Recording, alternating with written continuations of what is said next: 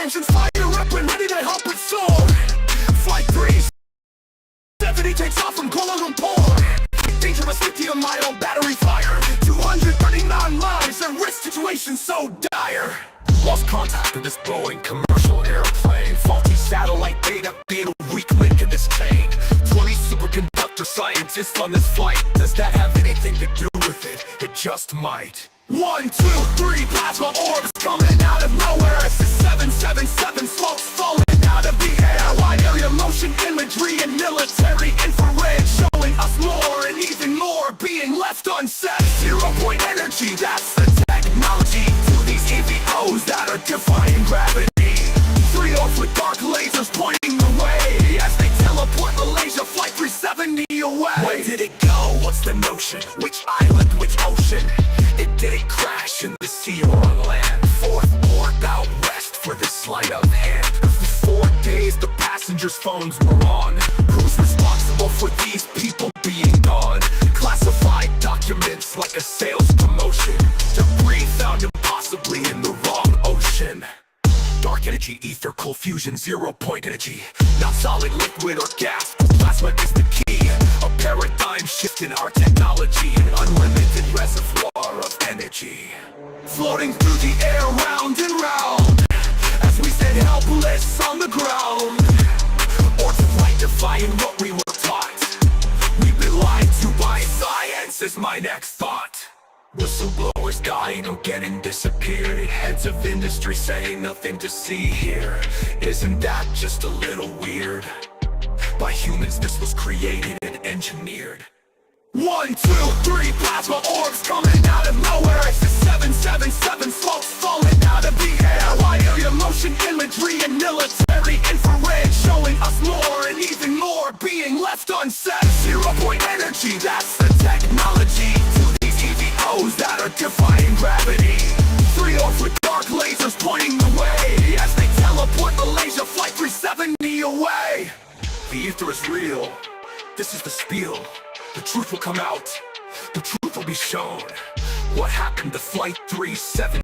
Around the world it will soon be known.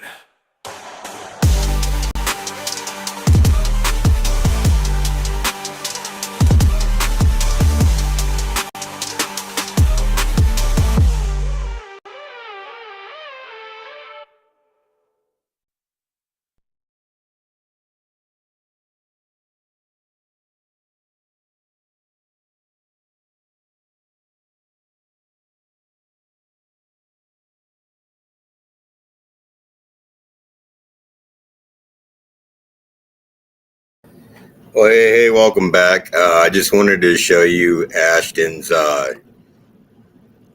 profile on Twitter here. That music was made by Yoshi, so thanks Yoshi for making that. He knows who he is. But it's about Ashton's stuff on MH370.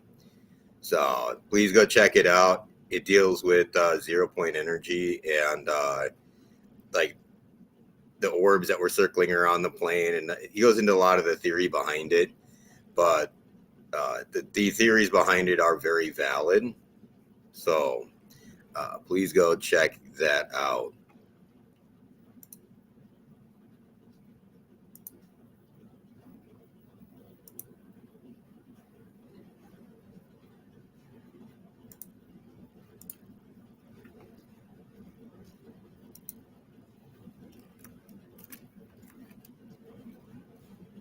And then I'm just going to real quick see if I can pull up Walls' little stint that he did.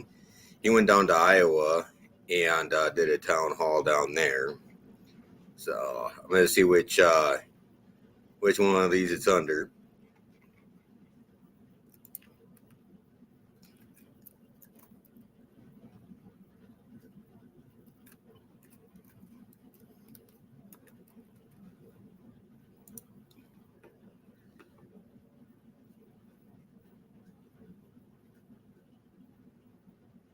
Okay, let's see if that's going to pull up here. Okay, yeah, it's probably going to be this one. So he went down to Iowa. There was, and he basically went into Omaha as well. So what they did is Indivisible actually paid for people to be reimbursed to go to these things, and they had been packing the Republican town halls with activists as well. So yeah, there are some people with legitimate gripes, but they were like literally like paying and organizing people to go to cause problems. So it's not like some of these town halls. Like I know in Minnesota, they just scheduled their own and then like invited the person and been like, oh, they didn't show up. Well, uh, yeah, we can do the same thing to walls if you really want. Um, but it gets interesting. I'm going to see if I can pull up the video. Give me 1 second here.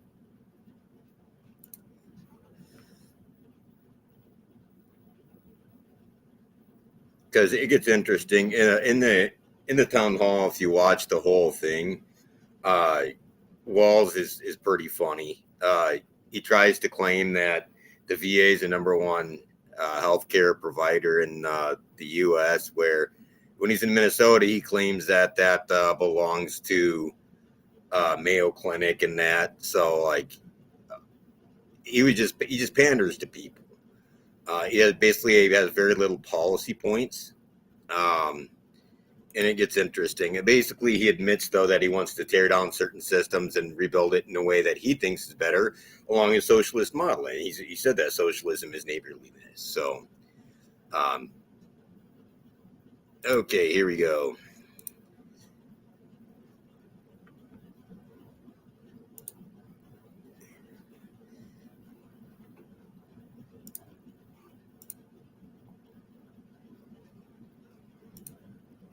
It's help to be able to purchase land or their business, that those investments help us in the long run.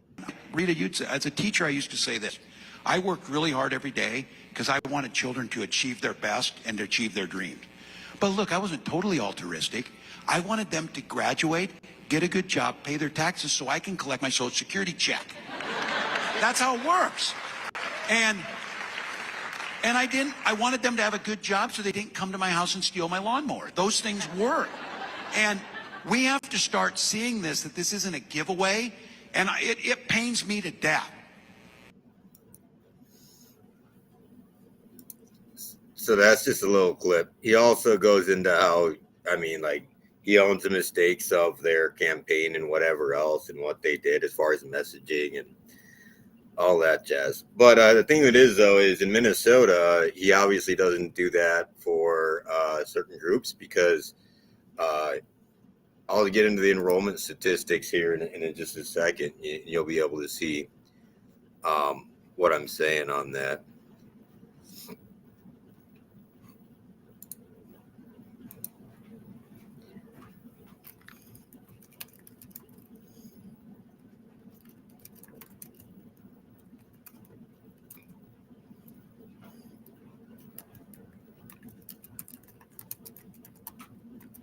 Give me 1 second. That's higher education.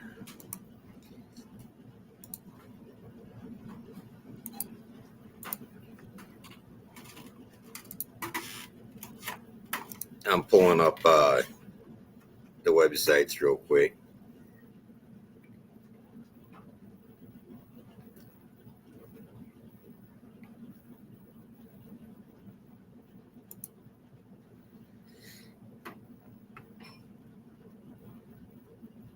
Okay, this is the total population age 5 to 17. The thing of it is, though, is if you actually get into the demographics, the native born, so American population, is decreasing. The only increase has been from immigrants. So, right here is the projected changes, right, of these different areas. Now, these areas are your regional development authorities as well, or regional development organizations. Those are the organizations that are the pass-throughs from the state and federal government, money down to the county level. So those are the ones funding your nonprofits, all your SDGs and all that. We went over that last week with how they're tied into the UN and the equity stuff and all that jazz. Okay. that, as you can see, like this right here, you don't want your population pyramid to be inverted like this. Okay. So, like, you're going to have less people down here going in, right? Especially right around here. So, in the next few years, you're going to have less school age children. You're going to need a less kindergarten teachers than that. The only reason why they're telling you they're going to need more is because they plan on flooding us with more immigration. I mean, so here's the changes by county. So the negative, right? You go on negative. So from 21 to 2023. Now, these that got the increase, that's all immigration. So you can actually, I'll transpose this across that and you'll be able to see it. So,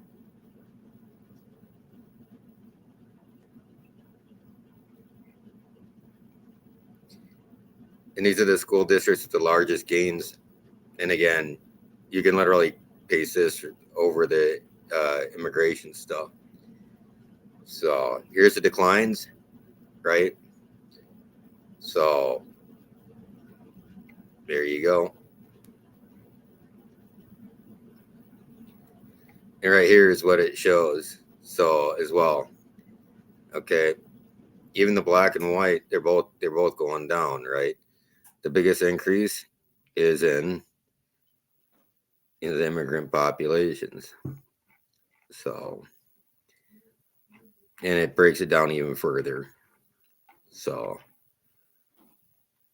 20% have a foreign born parent compared with 25 nationally. So we're still behind the national average, I guess, on that, on the replacement. But here's the poverty rate. You can go down the list. But rather than letting the schools naturally come to a balance, that's sort of what they're doing.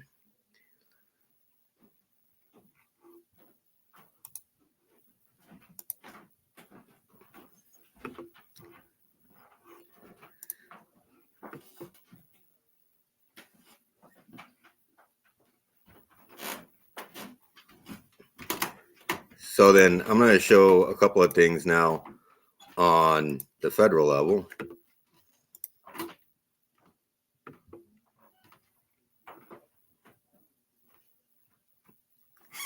Let's see if it's sharing the right one. Yep. Okay. So this is from the St. Louis Fed. Oh, okay. That's the employee stuff.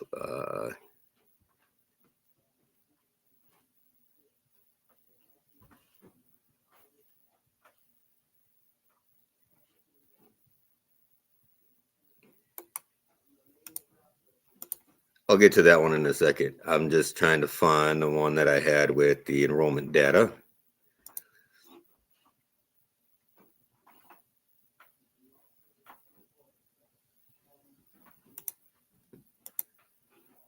So I was just going to pull up all of them that I had up earlier. I try not to have too many tabs open at once because it bogs down.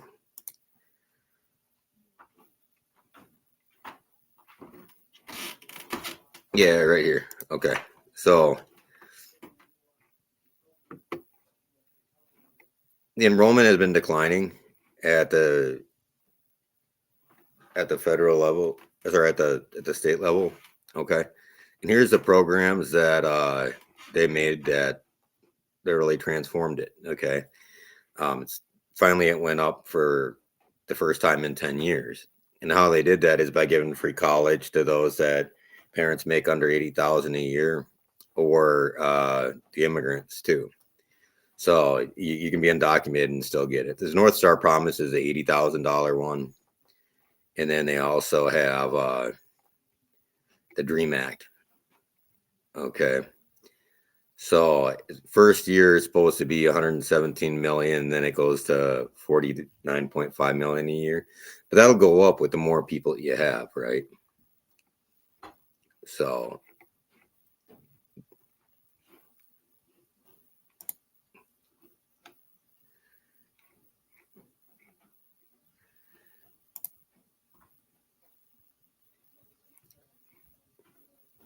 Okay, so it looks like this one's locked on the rest of it. Nope. Okay.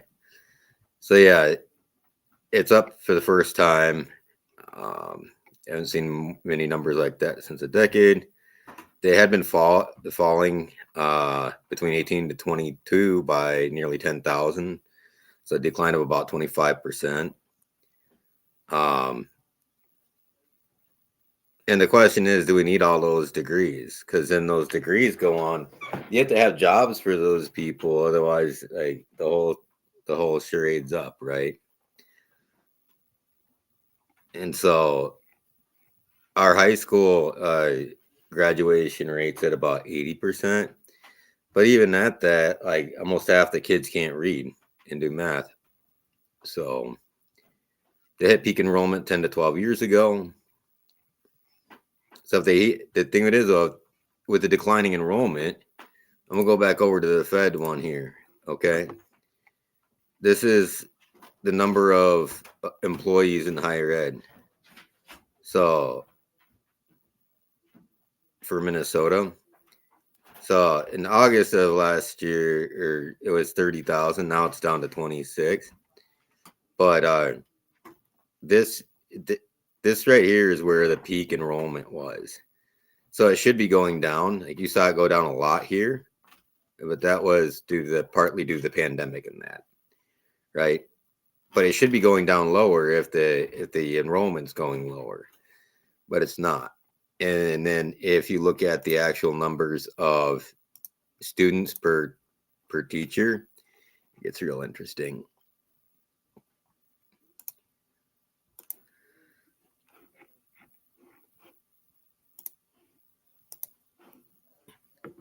Okay, I have to open up a few more.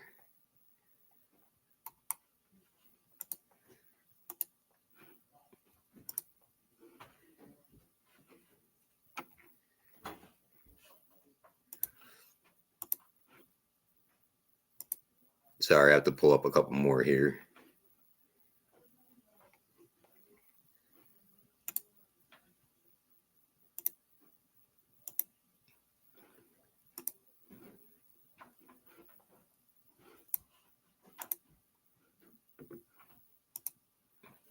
Okay.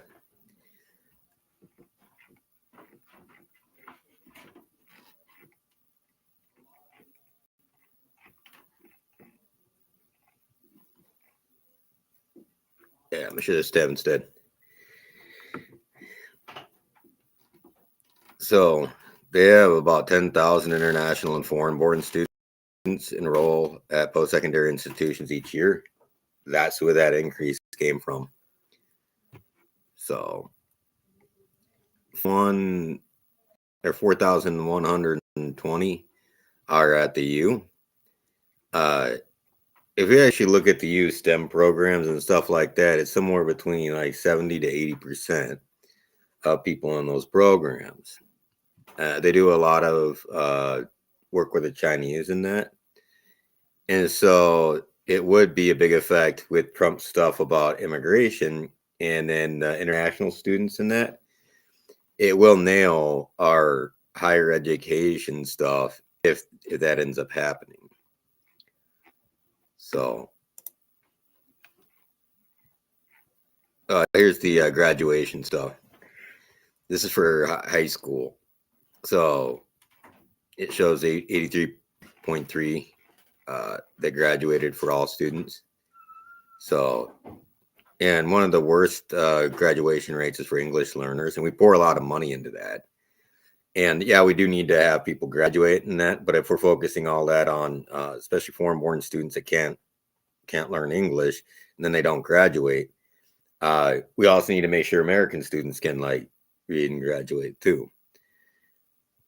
So we do need to look at how we can better integrate to get the English at a lower level and get them more involved because obviously they're not graduating, right? So we want to make sure that if they're already here, that we're making sure that they're being productive, like Wall said, right? But even at these rates, this doesn't even go into the Minnesota report card, where it's like 60% of students that can actually do math and English and that.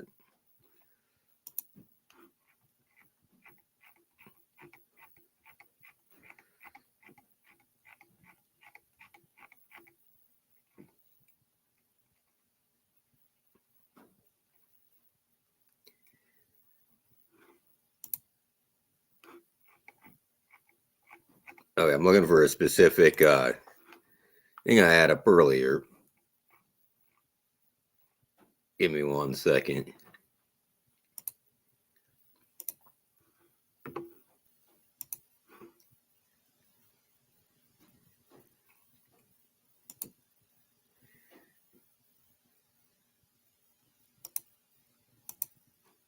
Oh, here we go. Faculty and staff headcounts. This one.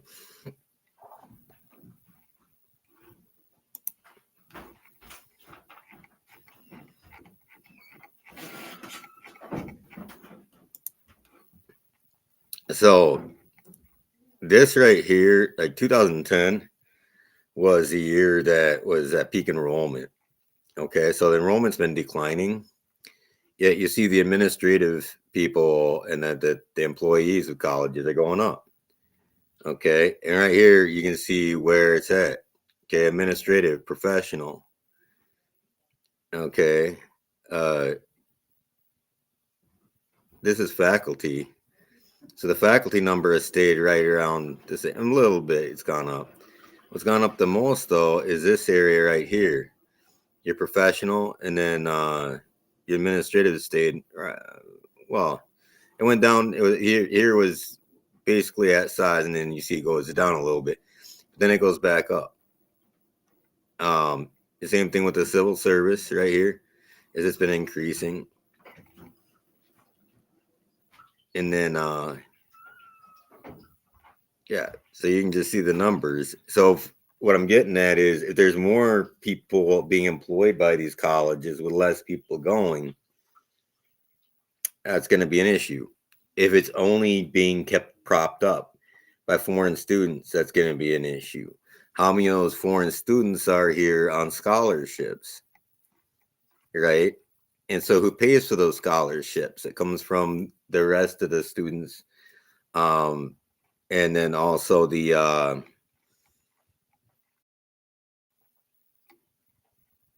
cost of enrollment in that, you know. The thing it is though is also each year the Board of Regents always wants a pay increase, and you go down the list on that.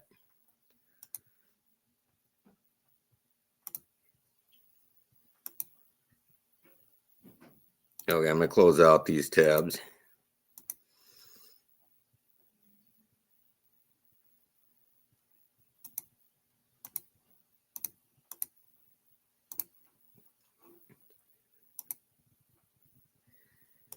And I'm gonna come back over here to Twitter.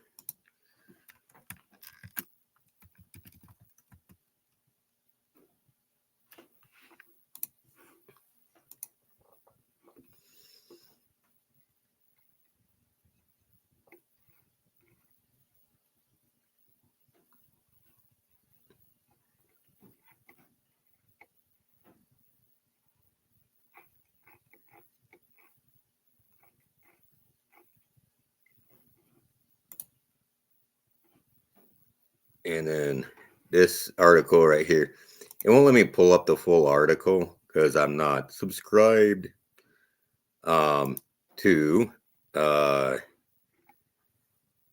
Star Trib, but we'll go over here. So the nonprofit just got chosen for $600,000, whatever. One of their guys got in a shootout. Supposedly it was after they were off duty because they're not supposed to be carrying guns for their city work, right? And he was wearing a bulletproof vest. They were having a cookout supposedly after they had logged off for the city stuff, and he was carrying a legal firearm, right? So someone shot at him. He shot back. His bullet, though, ended up going. I'm not going to guarantee you. It ended up being that his negligent discharge is what they got him on. So, you can look into that as much as you want. The during that shootout, a bullet ended up in the young lady's room, and the gentleman had been hit as well.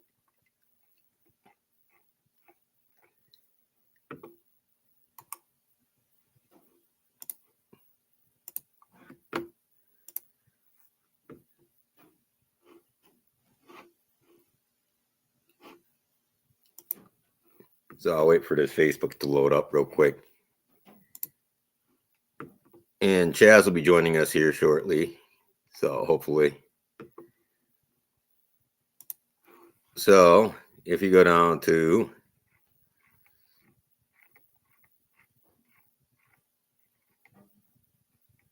right here, so that on Friday, Cash was shot 3 times, right? And he was booked by the police for reckless endangerment after his interview, for firing the weapon at those who shot at him. They hadn't released the contract, whatever data until like after this had happened this week. So then we're going to come on over to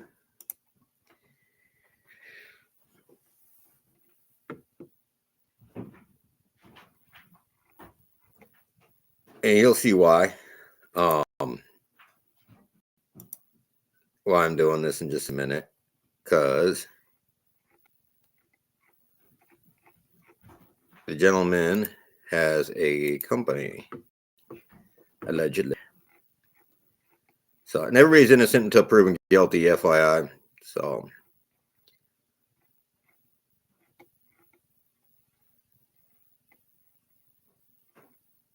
McReynolds Cashmere. This is Cash. Okay. He's the only 35-year-old male that was booked in weapons. So, and if you look up this guy, there's something interesting.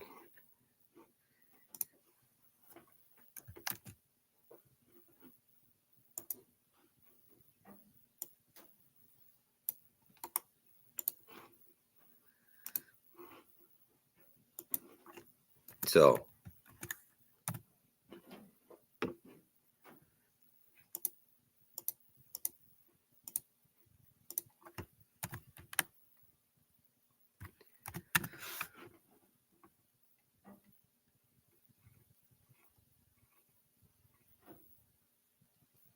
right here, it says he's owner operator of this company.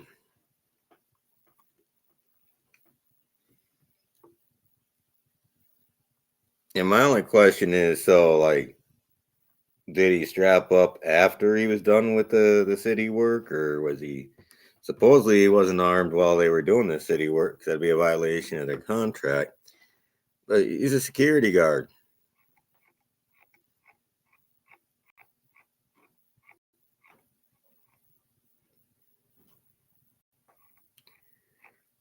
And then if you go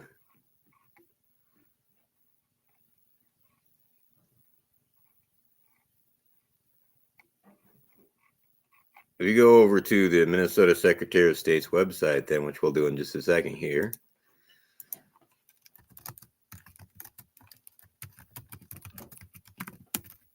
And there's also licensing stuff that needs to be done too. So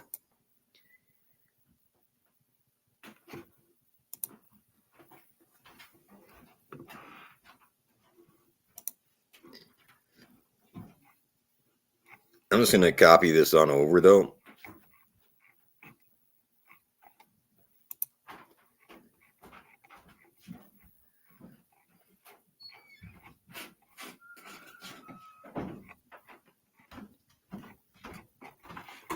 Oh. 1 second. Here we go. Legacy Security. So supposedly they're an LLC. We'll come on over here and plug it on in. And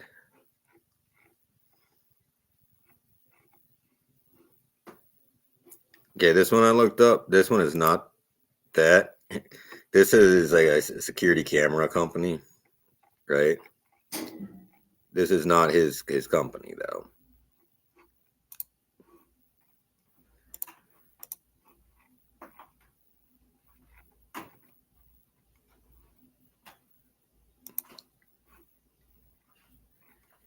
And this one, I have no clue, but it's not it was administratively terminated in 22. I'm not sure if this was the one that he was using because it doesn't have a registered agent or anything like that. And then there's additional licensing stuff that you have to do for that, right?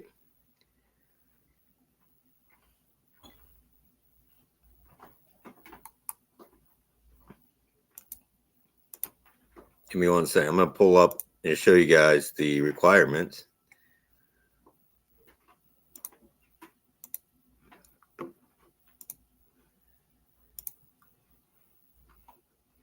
And part of this I know because I can't get my PI license in Minnesota because I don't have the 6,000 hours or whatever. So I can't get paid for the stuff that I do. I can only volunteer for people. I can't provide full investigative whatever. I just review stuff that people give me. They have documents they already have, and then I get the information over there to their lawyer and have their lawyer help them. I do not provide any legal stuff. And there's a reason I have to do it the way that I do because if I got paid or was doing actual investigative services, it'd be a lot more. Okay. So for a protective agent, which is what he's claiming to be, they have to have 6,000 hours, right? As the private security, whatever, for a licensed company with the U.S. government, with the city police department or sheriffs, or in an area the board finds is okay. Okay, and then you have to be bonded. You have to have all this other stuff. And right over here, this one right here is the list.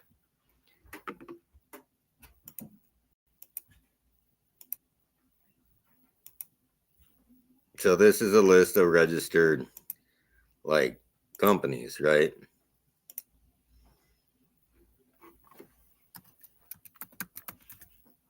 So we're gonna look up legacy.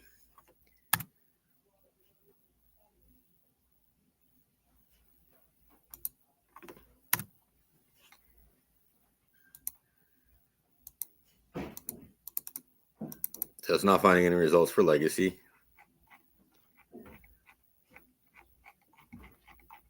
And I also downloaded this doc as a Word doc too. So give me 1 second. I'll pull it up because it's easier to see on that one.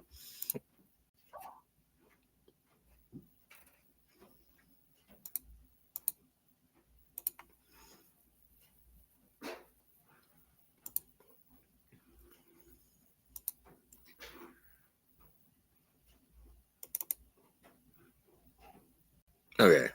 It's pulling up right now.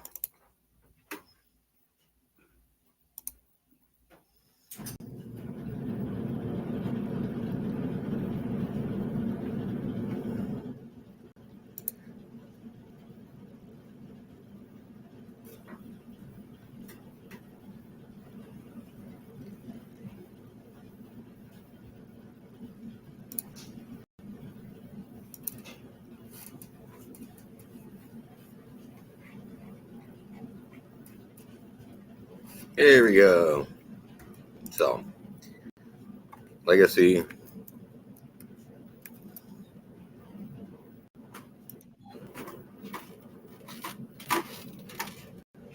I guess it wants to lag for a second here.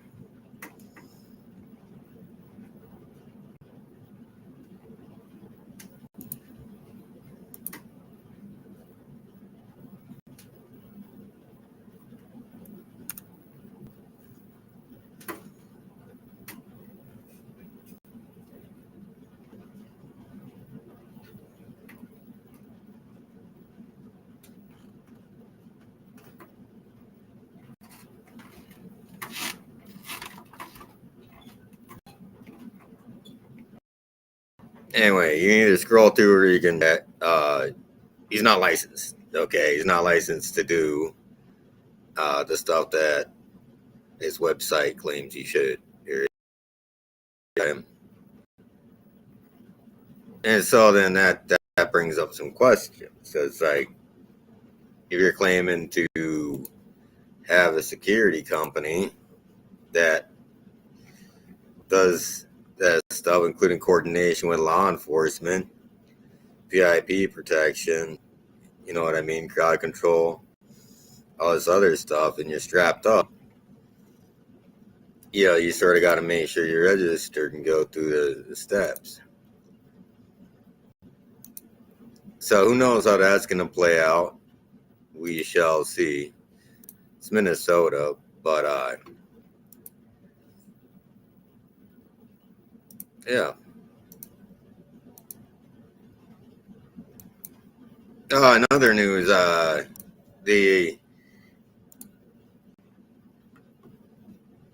the House is tied again, back to 67-67, and we'll see how that works out.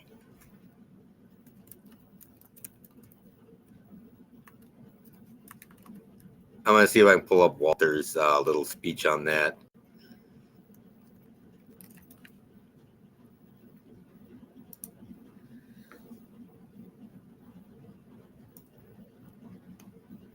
He did a little video on it.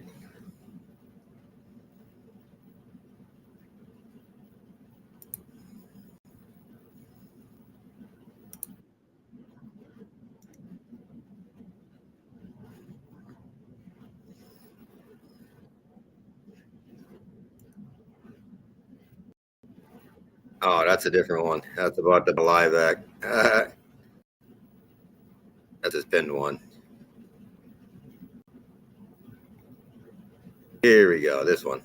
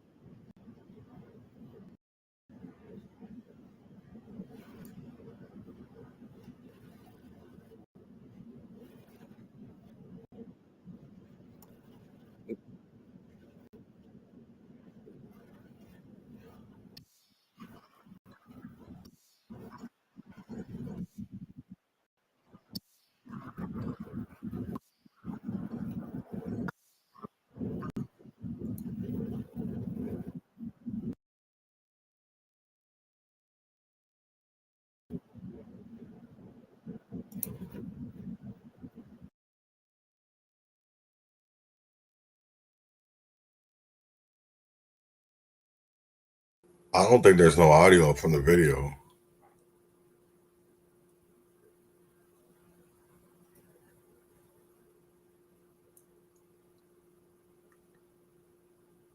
Yo. I don't think there's no audio from the video. Oh, I can't go there.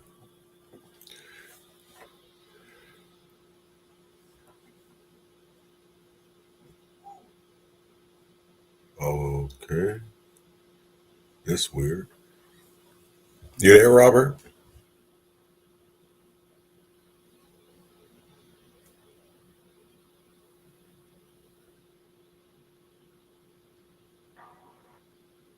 I don't know. Here we go. Sorry. I accidentally put myself backstage. It was delaying for a second. No. So he was going through and they're like, okay. they're back to 67-67, and now they got to play nice in the sandbox, or they're not going to be able to get anything done. They only had 67 votes before, and so they had to play nice in the sandbox anyway. I mean, they weren't able to get. That's why I feel like you know.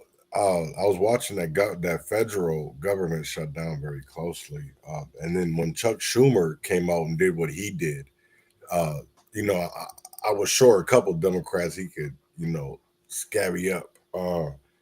But it's crazy because looking at Minnesota, and it's been said numerous times, if you know, that ethics committee with Nicole Mitchell, it was said a couple times of, you know, extra session, and I don't think people understand the reality of that. Probably the Minnesota government is going to be shut down because we have a very divided, and not only just divided between Democrats and Republicans, but also even inside each of those parties, You have little factions like Action for Liberty, or you have like the DSA and the DFL that is really uh, going to take effect on these people, because I see it like this with, I know damn well that you don't have 67, or I will say this, 66 Democrats that agree with Leah Finke.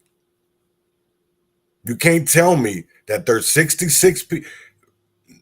Come on. It There's doesn't matter if somewhere, they agree with them. The thing of it is, though, they stick together, and their thing is that they push right, things so far left, and they said we can't give up anything. We can't give up anything. right, That's their mantra right now.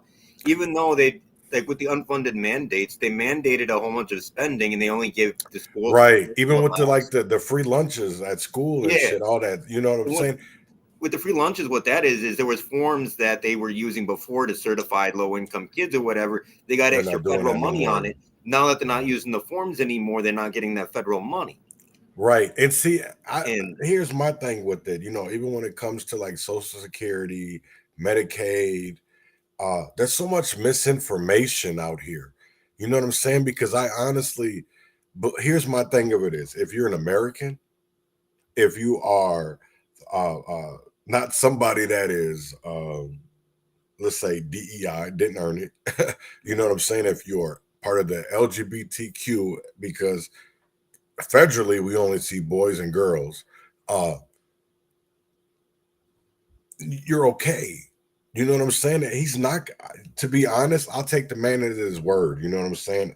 And show me a bill that they passed that said that was going to take money away from people that have earned their Social Security uh, for the right reasons. You know what I'm saying? Because I will tell you like this, I've seen news stories, uh, and this is if we're going to go by national media, is that we're paying Social Security benefits to people that are dead. So where's that money going? You know what I'm saying? And I'm not.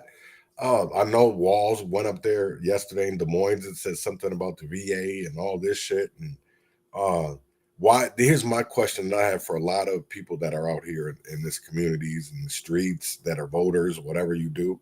Uh, why wasn't nobody paying attention when people were pointing this shit out years before Trump got in office?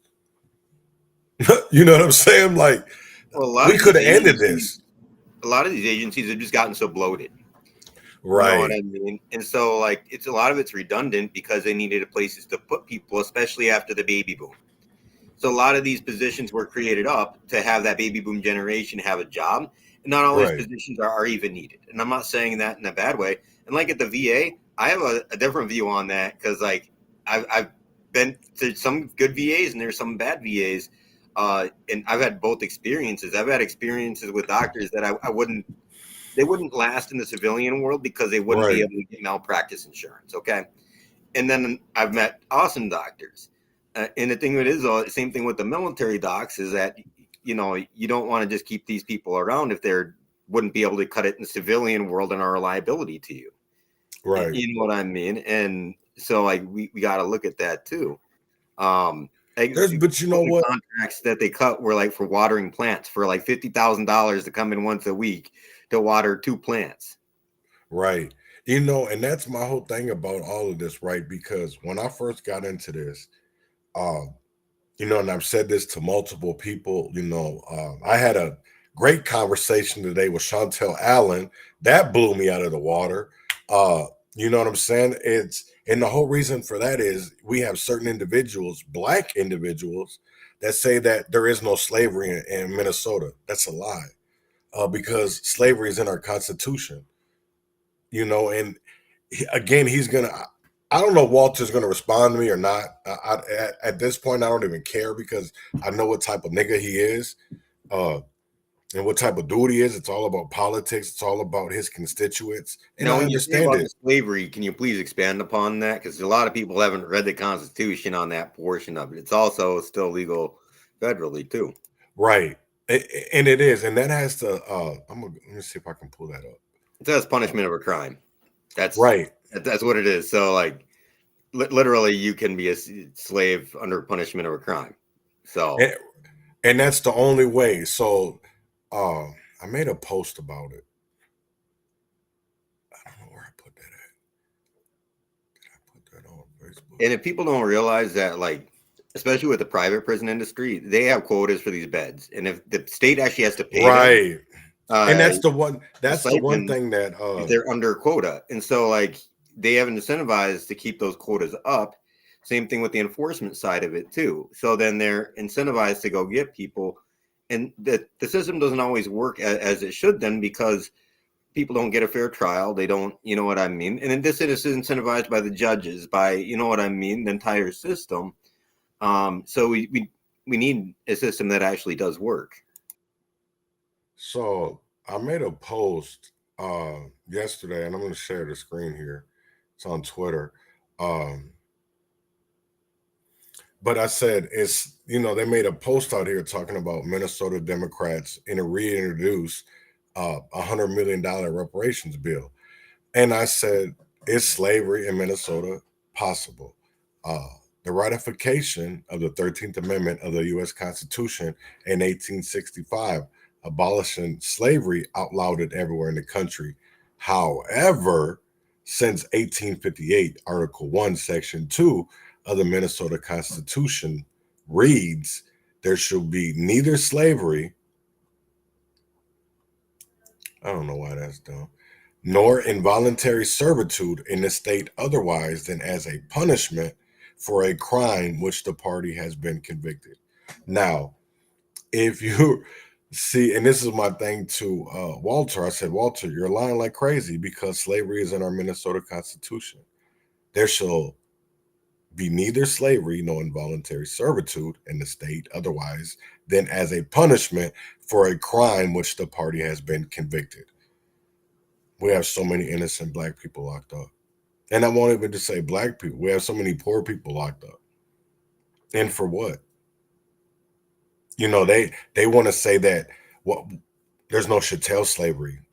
Well, okay, y'all weren't treating niggas like property. We're not property no more. But at the end of the day, we sit here and become y'all property when you put us in jails and we're innocent. And then you make us work at this MNCOR in warehouses. We're in there making 50 cents an hour for corporations like Walmart. Please explain more about MNCOR and stuff like that. Because see, a lot of people don't realize that it all depends on like what quality of lawyer you have. There's a lot of things that go into the system on whether or not you're found guilty of something, whether or not you did it. And the court system does not. It's supposed to have the innocence or guilt in the court of law type thing, but a lot of times it's actually like how the attorneys know each other, or right. There's a lot of other stuff to it. So can you please describe the MNCOR stuff a Yeah. little bit more? Because I do want to focus on that portion of it because I have some maps to pull up in just a second here. Yep. No, go ahead. Yep. No, because MNCOR basically is a program in prison. It's a work program. That's what I'll call it, just a work program. But it's they have contracts. They have contracts. Here's the crazy thing of it is most people go out here and buy these balloons from Dollar Tree or Dollar General, Family Dollar.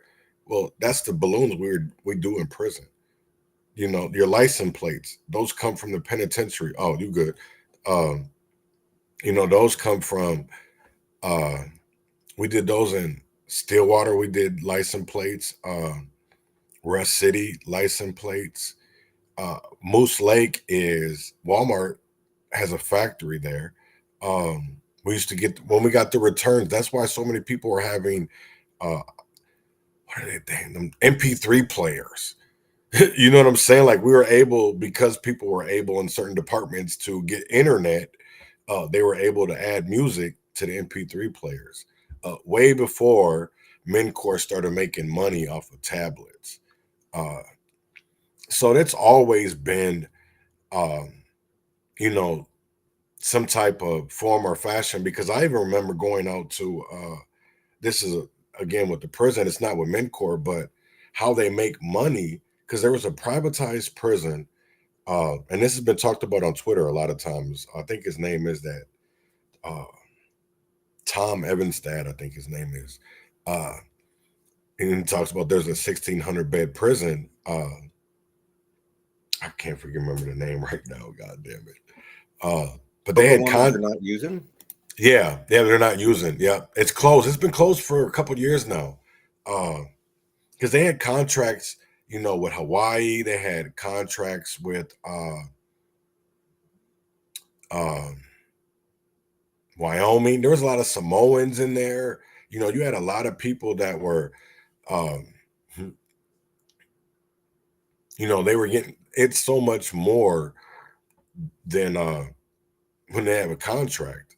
You know what I'm saying? Because it was wild. I mean, there was literally that prison should have been closed down the way that it is now, because I remember being in there and the walls would sweat during the summer. And I'm talking about sweat. And then they would freeze during the winter. You literally would have ice on your walls. You know what I'm saying? It's like, damn. Like, this is inhumane. And I wish people understood. And I'm not saying nobody's story is better than mine, right? Because I found out a lot of things in the last couple of days, even about the Minnesota Freedom Fund, something that was supposed to be for protesters. They're bailing out illegal immigrants, and Eliza Darris makes over $300,000 a year doing that. Oh, there's a lot of things like that, man. It's not even just on the left; it's on the right too. Right? No, I'm not. That's the whole thing of it. Is I don't want to point this into a political thing about Democrats and Republicans. Oh no, I'm just saying, like, I throw it out there on both sides, and the GOP, they think I'm for them. So a lot of times, no, I'm for like the truth. So like, Right. what? I'm gonna throw it out on both sides. Just because I knock the left doesn't mean I'm not gonna knock the right too. But what I that's mean? the whole crazy thing of So- it is, you really are just like me. You want the truth. It doesn't matter if you're a Democrat or if you're even with Reverend Tim Christopher, because I get into it with him. Not very hard. You know what I'm saying? Because I love that man. When nobody would do anything for Chaz Neal, Reverend Tim Christopher did. You know what I'm saying? When I needed somebody to step up and be there, he did. When nobody else, and I'm talking about the NAACP, the Freedom Fund, the BLM, none of them. It was Reverend Tim Christopher that stood up for me. And I don't believe 100% agree with everything that he says, because a lot of the times people are blind or they're naive. And that's okay, because the people that they trust and love, you know what I'm saying? They have a record with them, and they don't, you don't honestly always want to agree believe 100% everything. of the time either, man. Right. You know what I mean? But we spitball it because, like, as you know, a lot of the stuff I've done is through years and years of research. Man. And so, like, the demographics and stuff like that, I can't make that up. The state demographer is the one saying that we're not having enough kids in that. Like, so I don't know what to say on that. And so, like, if you're having less people paying in, like, I showed a little clip earlier of Walls talking about the kids. Right. I was watching. Yeah, that they graduate and are good, so that way they pay into Social Security, so he gets his.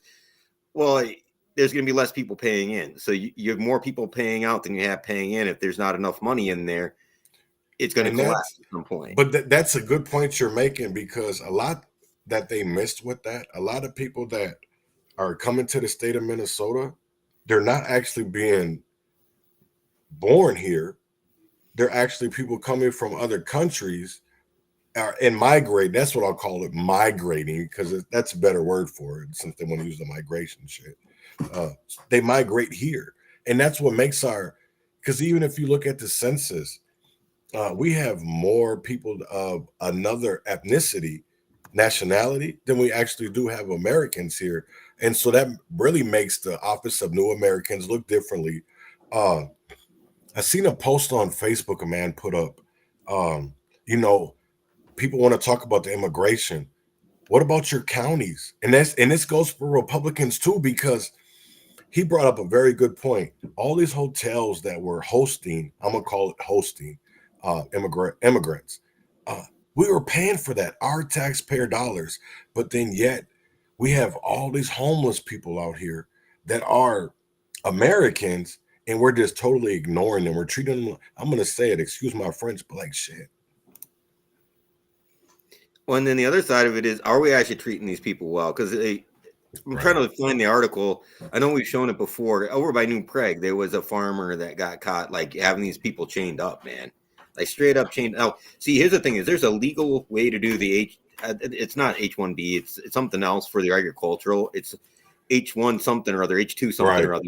you can get them to come up here legally for this season to work. When I worked at Minnesota Harvest growing up, all those people, they came up as a group because they were able to legally come up for the summer or the fall, whatever, for the apple season to work, and then they go back down to Mexico.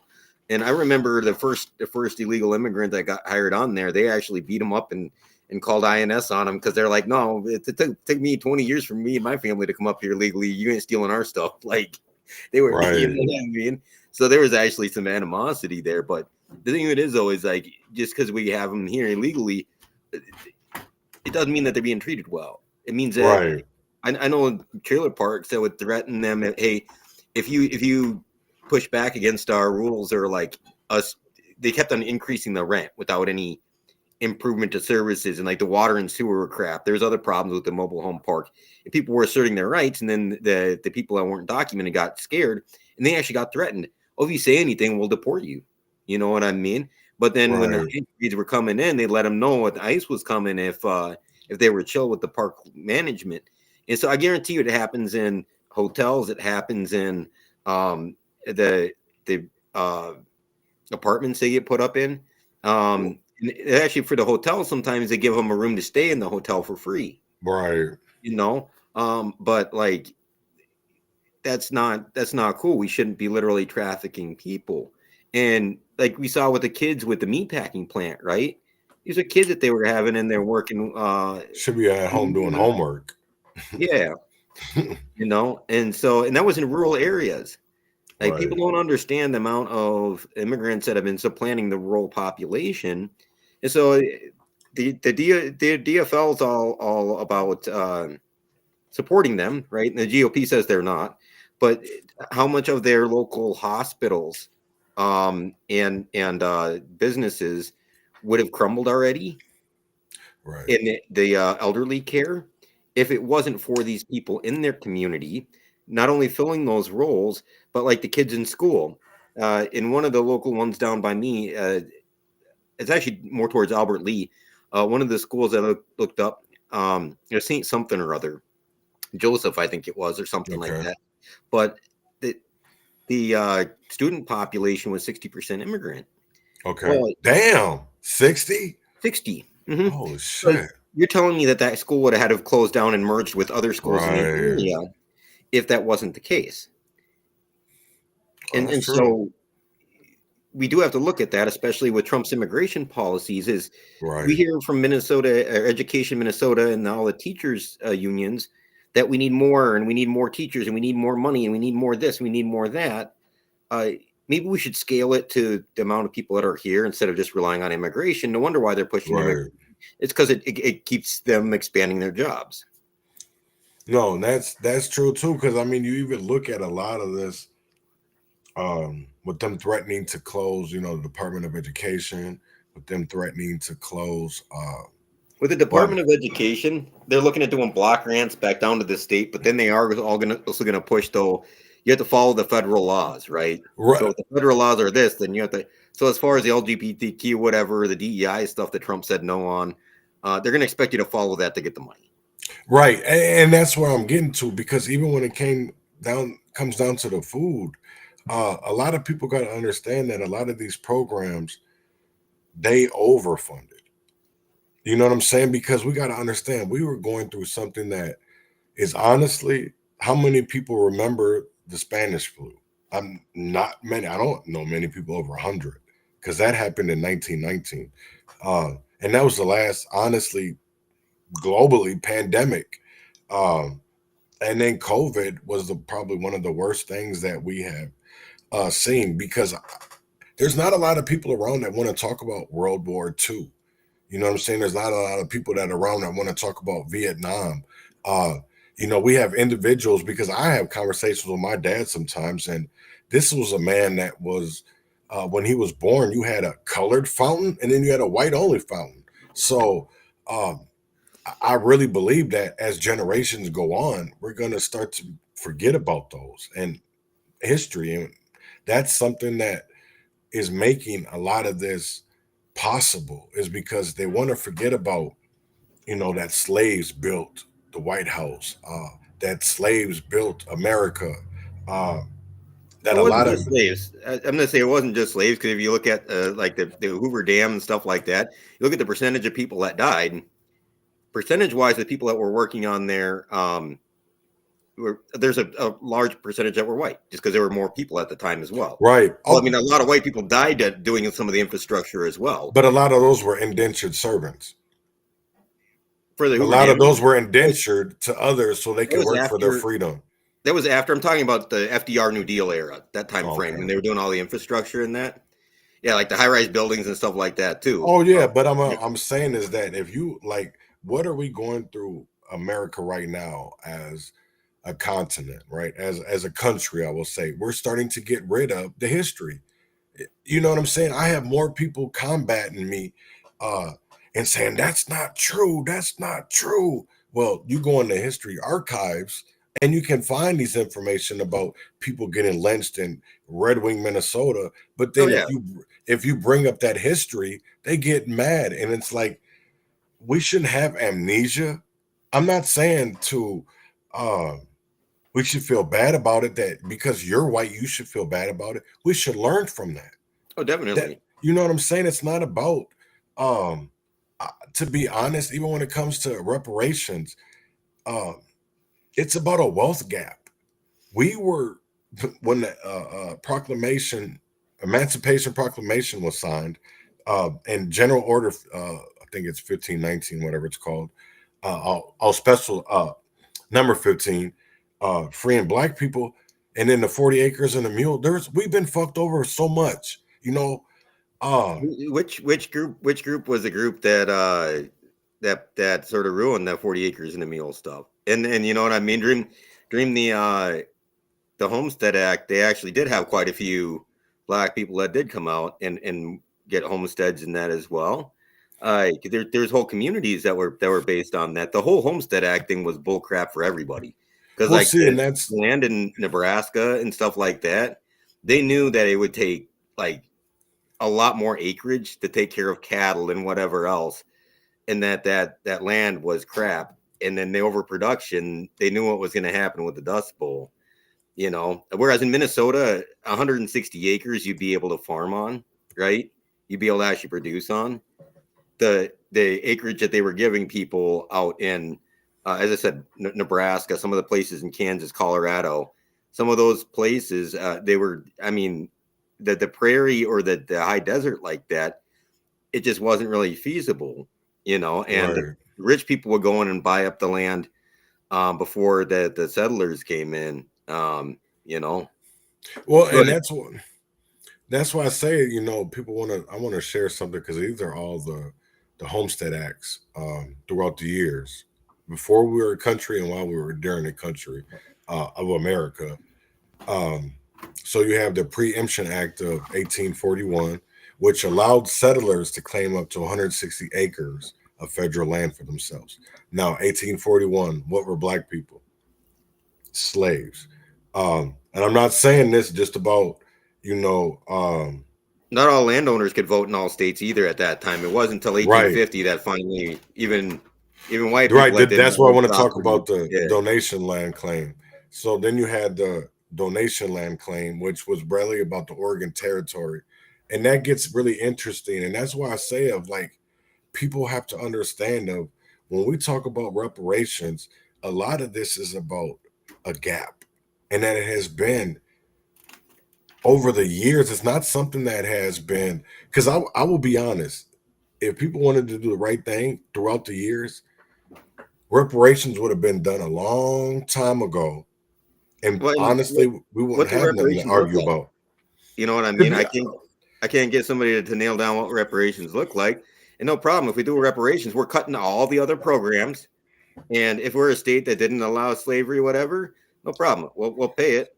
If we're paying it based on everybody that's here, if you weren't born here, no problem. right. We'll pay for having harmed you as a state that See, wasn't here. But and then that's my probably 1 second here.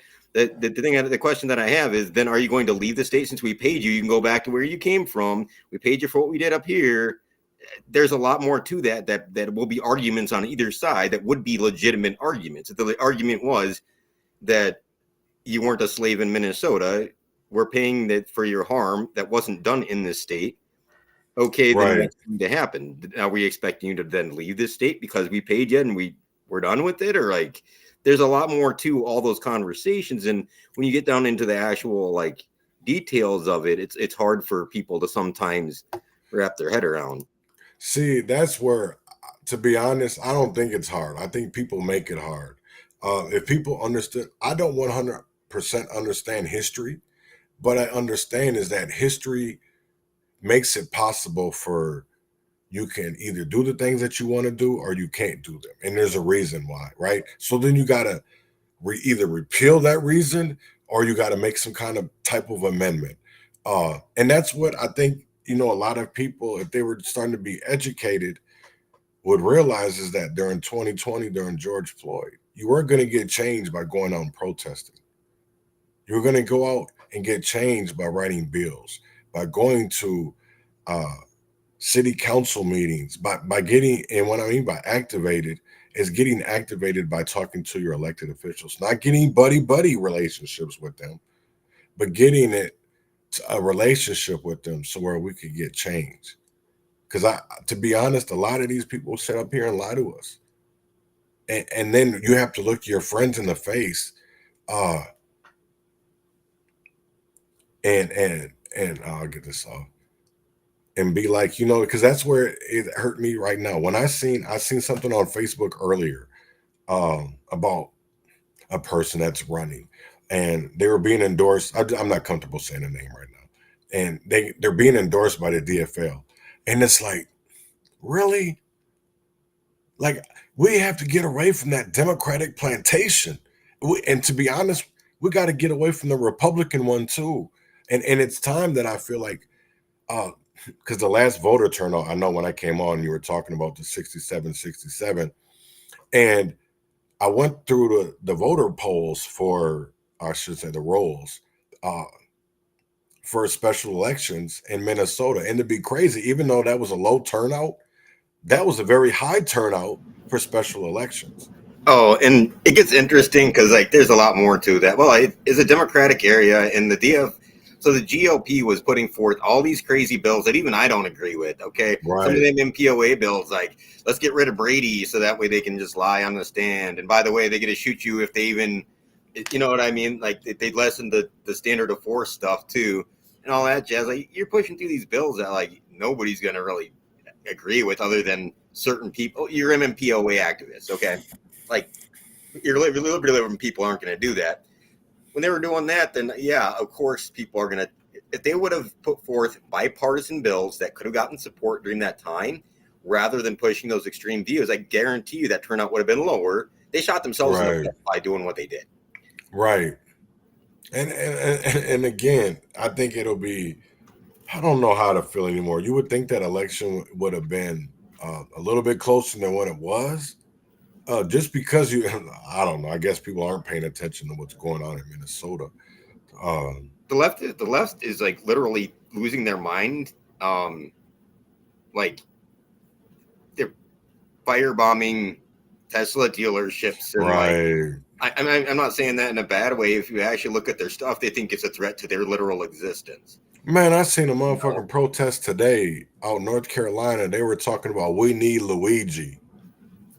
What do you mean? There's there's 1,000 little motherfucking Luigis running around. Why don't y'all go be Luigi? You don't need Luigi. You are Luigi. It's not the first time in history either. Saul Alinsky's tactics were based off of that. True. And back to the reparation stuff. Like, I come up with a plan. The plan needs to be like readable. It needs to be not only okay. So if we're doing it one time, no problem. Then we're getting rid of all the extra money that we're spending on this. We've been bad stuff. Every single program, you see where I'm going with that. No problem. We're doing a one-time payment. Cool. You can't expect a one-time payment plus then all these other additional programs that have been put in place to cure the harms. If you're saying this will cure the harm, if this is your solution to cure the harm, no problem. See, I don't believe that money you're going to cure the harm, because if you're giving people money and not changing policies, because the problem is we have systemic racism. But I'm, So I'm gonna push that back means on that. policies. Money's not. I know you're not. You know what I'm saying? No, I and I think will. you're I just said I will push back a little bit on the systemic racism because part of it is this right here, and people that look like you make money off it, and it's people that look like me make money off it. If it's a divisive issue, there's going to be money to be made. right. But You know I what I will tell you mean? like this: is that I will say there is systemic racism. If people want to believe it or not, that there is. I'm living proof of that. Of there, I will tell you like this: we know cases where systemic racism happened and broke apart people. You had people like Marvin Haynes. Systemic racism had him behind bars. So did people from the community that literally And, went out there and framed them and got money off it. but I That's know, and that's the whole crazy part. That's what I want to talk about. Is that that's why I say you giving out money because they've already done that. They've already given out billions of dollars to help out communities and not just black people because they've paid out reparations to even poor people that didn't do that. Nobody ever did shit. That nobody ever did. Oh shit. this is the guy doing gentrification over north. Okay, this is literally the guy who's the architect of the future of the north side of Minneapolis. Okay, who's You know pushing whose father-in-law that is? Yeah, his father-in-law It's is Jerry Jerry McAfee. McAfee, however Right. you say it. Jerry McAfee. That shit How I blows came my across mind. him is when I saw his daughter's last name was Ford. I wanted to see if she was Ford, married right. to AC Ford from the whole or knew however related to AC Ford. I did not find any connection there. AC Ford is one of the guys that was involved with the Hoff stuff where those kids got framed. No, instead Right. he ends up being this architect guy who's literally the architect of the future of North Minneapolis. All the gentrification projects he's doing. The crazy Upper part of Harbor it is development he's doing. people don't want to talk about the connections. And so, like, I don't have a problem with saying, yeah, that there is some systemic stuff in the past or whatever else. But when I see people like Leslie Redmond, Nikema Pounds and that making millions and millions and millions off of it, and they're I not agree doing with you. anything in the community, you can't blame white people when there's millions going to the community and it's going right in the pockets of 3 or 4 people. But okay, so here's the thing of it is when I say systemic racism, it's because the policies weren't written by African Americans. They were written by the white people. And I'm half white. You know what I'm saying? I'm not hating on my white side would be hating on my mother or hating on my Yeah. grandfather. Who, you know what I'm saying? So I could never do that because like anything that I ever been through, my grandpa and my mama have always been there. You know what I'm saying? So it's like, In and even now, Minnesota, the education system, the colleges in Minnesota, they practice systemic racism against white people. And I'm not saying that in a bad way. They literally have quotas of how many minorities, whatever they need in whatever positions. And I know students that had a 4.2 GPA that couldn't get into Minnesota schools, so they go out of state. And there's a lot of data that they're showing that people from Minnesota don't go to college in Minnesota because of some of the policies of Minnesota. That's the reason why we rely on the foreign exchange students at the college level. Yeah. And I'm not saying that in a bad way, but like it works both ways. And so like it used to be, the old white supremacy system. Now things are put into place. Here's where I'm going to take it back to that white supremacy, right? I'm a budge back a little bit. The reason why I say these policies is because even though there might be a Keith Ellison, is Keith Ellison really trying to change anything? Or let's say even a Bobby Joe Champion or Cedric Frazier, because at the end of the day, a lot of the policies have been written by white people that have allowed them to do what they're able to do. So I'm not 100% blaming just white people, but it's the people like Bobby Champion or Cedric Frazier or some of these people from like the NAACP or BLM, they prey off of poor. I'm not saying that it's just because I used to believe that reparations was just all about money, right? But if you're giving out money and not change, what are you doing? You're just giving a bigger problem, more problems. You know I'm not saying that the system hasn't been systemically discriminatory against a lot of people. And it's right. At one point it was systemically discriminatory against Irish, against you know what I mean? And so right.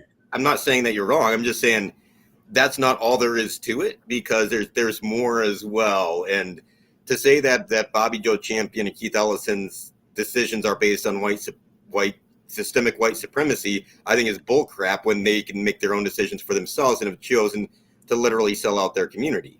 And we've shown before where they're you don't bite the hand that feeds you with McAfee and they're saying we are the leaders and we get to choose who's the leaders over North. Well, if they're saying that, then you can't blame me for who they choose. I don't. That's the crazy. That's the. You know what I'm saying? I don't blame you when I'm talking about systemic racism. It's not talking about individuals, because I understand you're just one white person that has so much power. There's a system at play that's been built. The foundation, the roots were built on white supremacy. That's what I'm not saying that because at the end of the day, there's a lot of foundational movements in the black community that are built on straight communism too. Like literally, they got in bed with the communists with NAACP, W.E.B. Du Bois, Stokely Carmichael. They were all card-carrying members of the Communist Party. So I mean, like, there's systemic communism also with some of the stuff that they've done. So the pushback wasn't necessarily just because it was a black movement, was it was against communism too. You know. Right. Oh, so yeah, I mean, like this, I'm never gonna disagree. You know what I'm saying, to a full point. I'm just gonna give a little pushback. But you can give me pushback, no problem. I'm not saying you were wrong. I'm saying like there's more to the entire conversation. Oh, and there is. You know what I'm saying? But that is a conversation that needs to be had, is because I don't blame individuals. I don't blame Robert Johnson. I don't blame Pamela Altendorf. I don't blame Steve Drzowski. I don't blame Walter Hudson. What I blame is that they allow this system to continue instead of trying to stop it, because they can.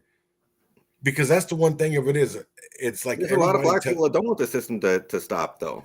They're making money. Because that's yes, and that's my whole point. I'm not either, but that's the whole point of it, is like, of what I say is systemic racism, because that system allows them to do the things that they're able to do.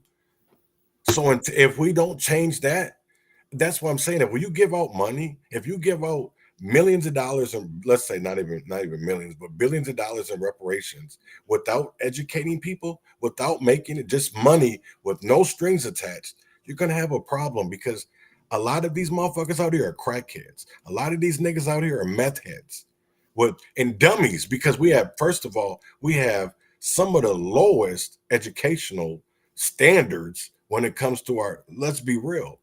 You know what I'm saying? And that's because when we come out in our communities, we don't see doctors and lawyers, and we see pimps.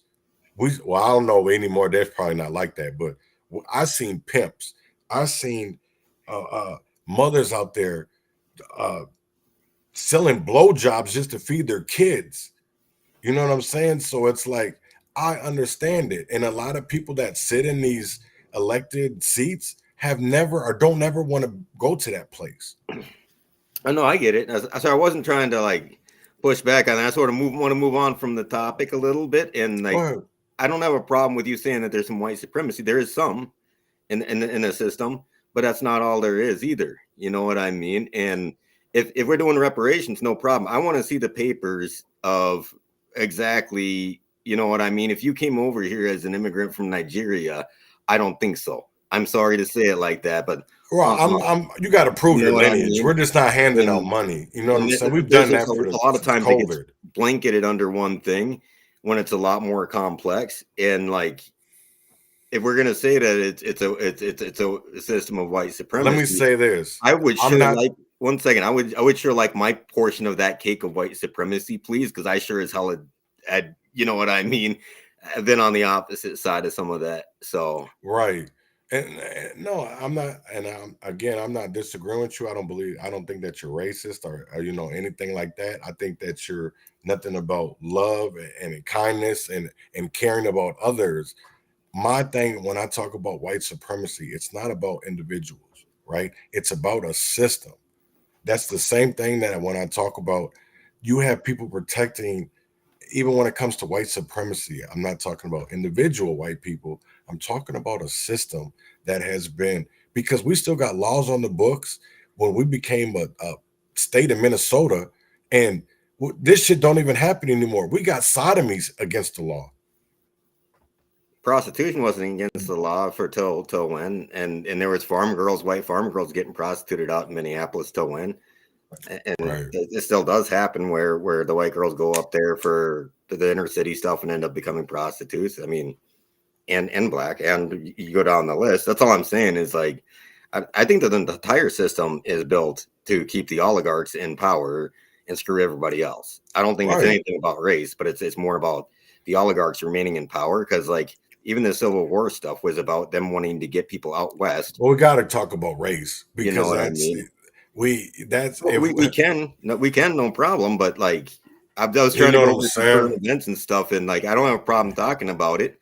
right. But I also am going to push back when it's going a little bit too far beyond what I agree with. I don't have a problem with you talking about it at all, though. Right. No, I'm not. I get it. So like anyway, going back to this Jamal Ford. So the group that he's with, he co-founded this business with another guy who's a white guy, and they are part of this over here from the U of M. Okay. And it's investing in North Minneapolis. This is a whole group from the U of M that comes down and like is planning the future of North Minneapolis. Okay. And so you have all these guys, right? And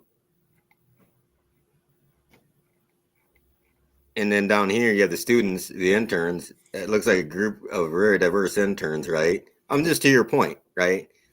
But you know that this one's a little bit more diverse, you know. But here's the advisory board. Okay, there's Jamal Ford, the research assistants, and then if you go down here for the supporting organizations, the funding organizations, United Properties, Minneapolis Foundation. Minneapolis Foundation. So United Properties, you come over here, and guess who is chief of staff? Chris Polad of the Polad family. Damn. Okay, so when I'm saying like, hey, Man, there is a system. What I'm saying is like, you literally have the guy who they're putting up there as the future of North Minneapolis, as McAfee's son-in-law. That's a face to push all this, and you go through. It's the 2040 plan. It's the multifamily housing stuff, which the multi-housing family stuff they need to look at is not necessarily a bad thing. It's the infrastructure is not necessarily built on your street. If you add 30 people to your street, that water, that sewer, right? And Right. if you double the amount of people on your street for cars, for whatever else, so and I'm not saying anything bad about like Jamal. I don't know the guy from anything. All I'm saying is like you have this. Here, I'll scroll down if you want to watch this, dude. I mean, how many DEI people do they have in this group? It's all a bunch of Damn. one. Hey, they got Cavante. Yeah, you know what I mean. And the rest of these guys are, Damn. and so like what I'm saying that is like these. And are I the bet you people, they all make more than the governor. That's fucking yeah. wild. So these people are funding it, and so then you have the billions that went into the businesses in North Minneapolis that they gave that big huge pot. Remember that they gave them money. Right. These are the people guiding it behind the scenes. Okay, and then the second thing is so with the violence interrupter and all that stuff, if you have certain properties that I don't know you want to sort of invest in and take over, if there was crime in the area, that would sort of decrease the value, right? Right. And then you'd be able to purchase the properties for cheaper, and then Cheaper price. I'm not saying that's what's happening. I'm just saying I have questions. Man, I will just say this, right? Because as much as I've seen stuff come out in the news lately, why are people so comfortable? That's even like with it just even has to play with Jamil Ford. You know what I'm saying? Because I don't know, maybe it doesn't, but with Jerry, nobody really wants to talk about that.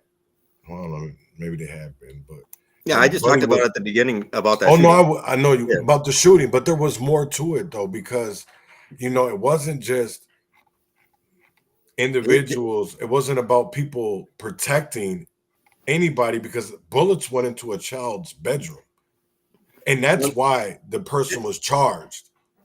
Yeah, the guy is Mick Reynolds, clearly. Right, Cash. Yes, That's why Cash was yeah. charged because bullets linked from his gun that they did a test. They found bullets in a child's bedroom. So, This is and his honestly, company right here.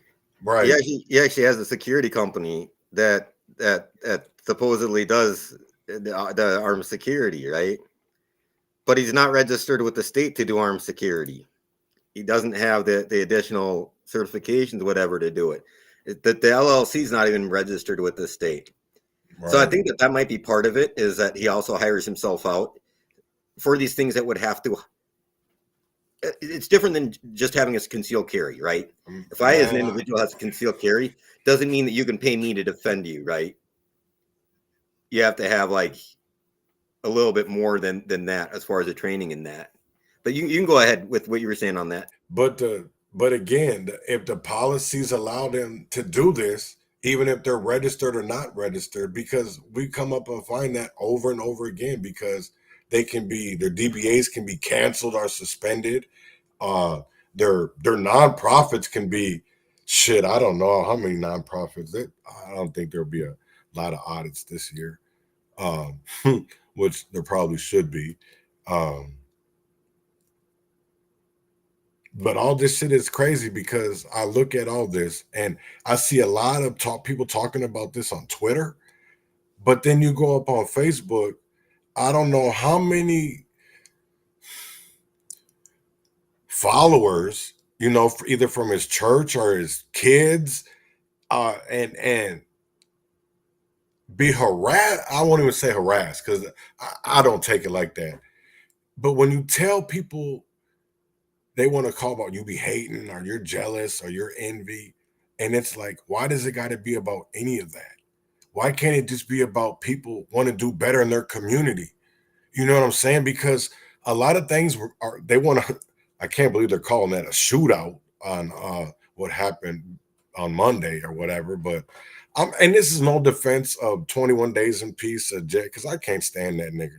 You know what I'm saying? I'll be honest. Um, Oh, this is no. definitely. Well, my only thing with it is that if the city contract says you're not supposed to be strapped. It wasn't a city contract. It was a state. That's the whole thing people are getting. And again, but Well, they that said they had was a logged off. contract. They were out there. They said they had logged off for the day, and that their requirements were Supposedly. when they were logged in for the day that they had to not be armed and all that. I don't know Right. exactly. I just know what they said in the Star Trek article for the portion I could read before you get to that paywall. I will say it like this, is that if you weren't getting contracts from the city or the state, you wouldn't have to worry about none of this shit. Because I will tell you like this, I've been on that corner strapped in a bulletproof vest and I've shot over there. You know what I'm saying? So it's like there can be, here's the thing of it is, there's a lot of recklessness when it comes to this shit because honestly, you can't do violence prevention and not be strapped. Let's be honest. Because you Well, need the a new difference was jack if you're doing nigga to take care of voluntarily these or old school paid by the niggas. city. There's two different sides of that, because you're being, as a city employee, there's a lot more that comes with that, or a state employee for a Right. state contract. And so I totally get it. Like, I don't know why the violence interrupters wouldn't be allowed to, but then you have to get the certifications to allow them to. Right. And that's Because why I do you have to know that's your why target and what's beyond for proper gun control. And you can't just be, you know what I mean? Pew, pew, pew, like, no, I don't know what you mean, but you should be able to pew pew pew pew pew. What I'm If saying you're is up out in the there air. You have to know fighting your target. violence, So no, when you for self-defense, you have to know your target and what is beyond.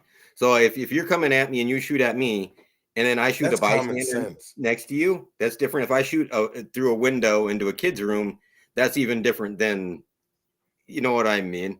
I will say it like this, as somebody that, and I know you've been out there on 36th and Penn with me and Marcus, and I will say it like this: there was an incident that happened, that there was a carjacking that happened right in front of us, right? A lady was carjacked in the alley on 35th and Penn in those buildings that are now condemned.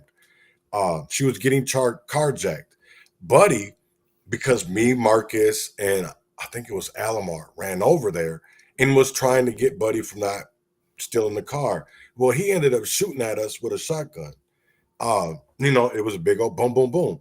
And so then when, he ended up getting away, well, we jumped in our cars and chased him.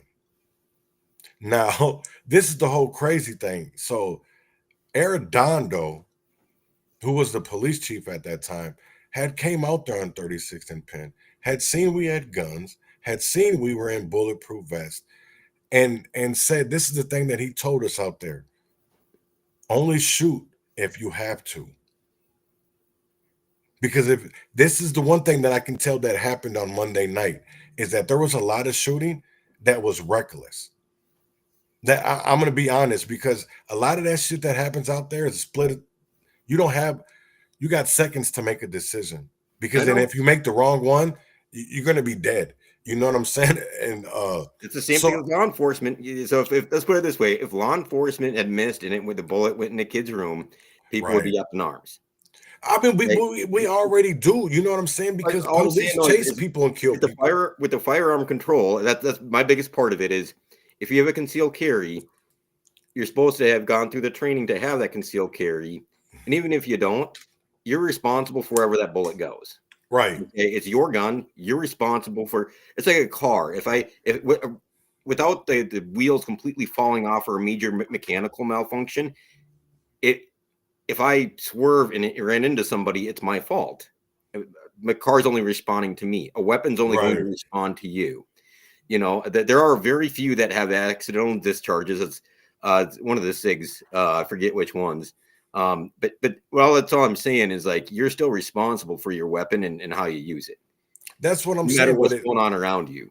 If you watched, and I don't know if you've seen the videos from that night when the shooting happened, but I will tell you like this, is that wasn't I feel like in my eyes, that was a self-defense shoot back, because I'll tell you like this, I heard about 5-6 shots and then I heard a burst. That's not shooting back at somebody. You got the video? Yeah, there's a whole video. You can pull it up.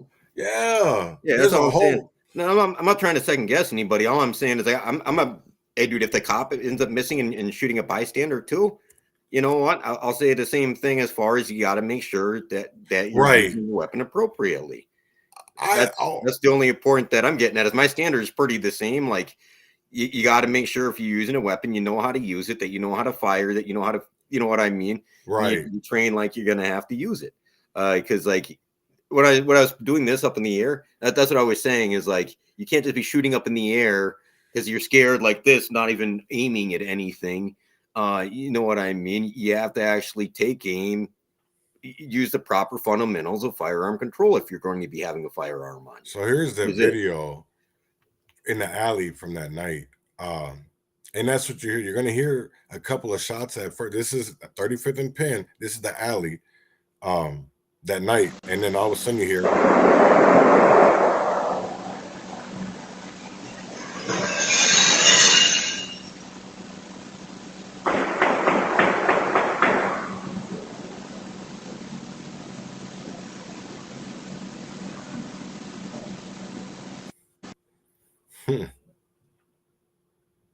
So does that sound like a self-defense shooting?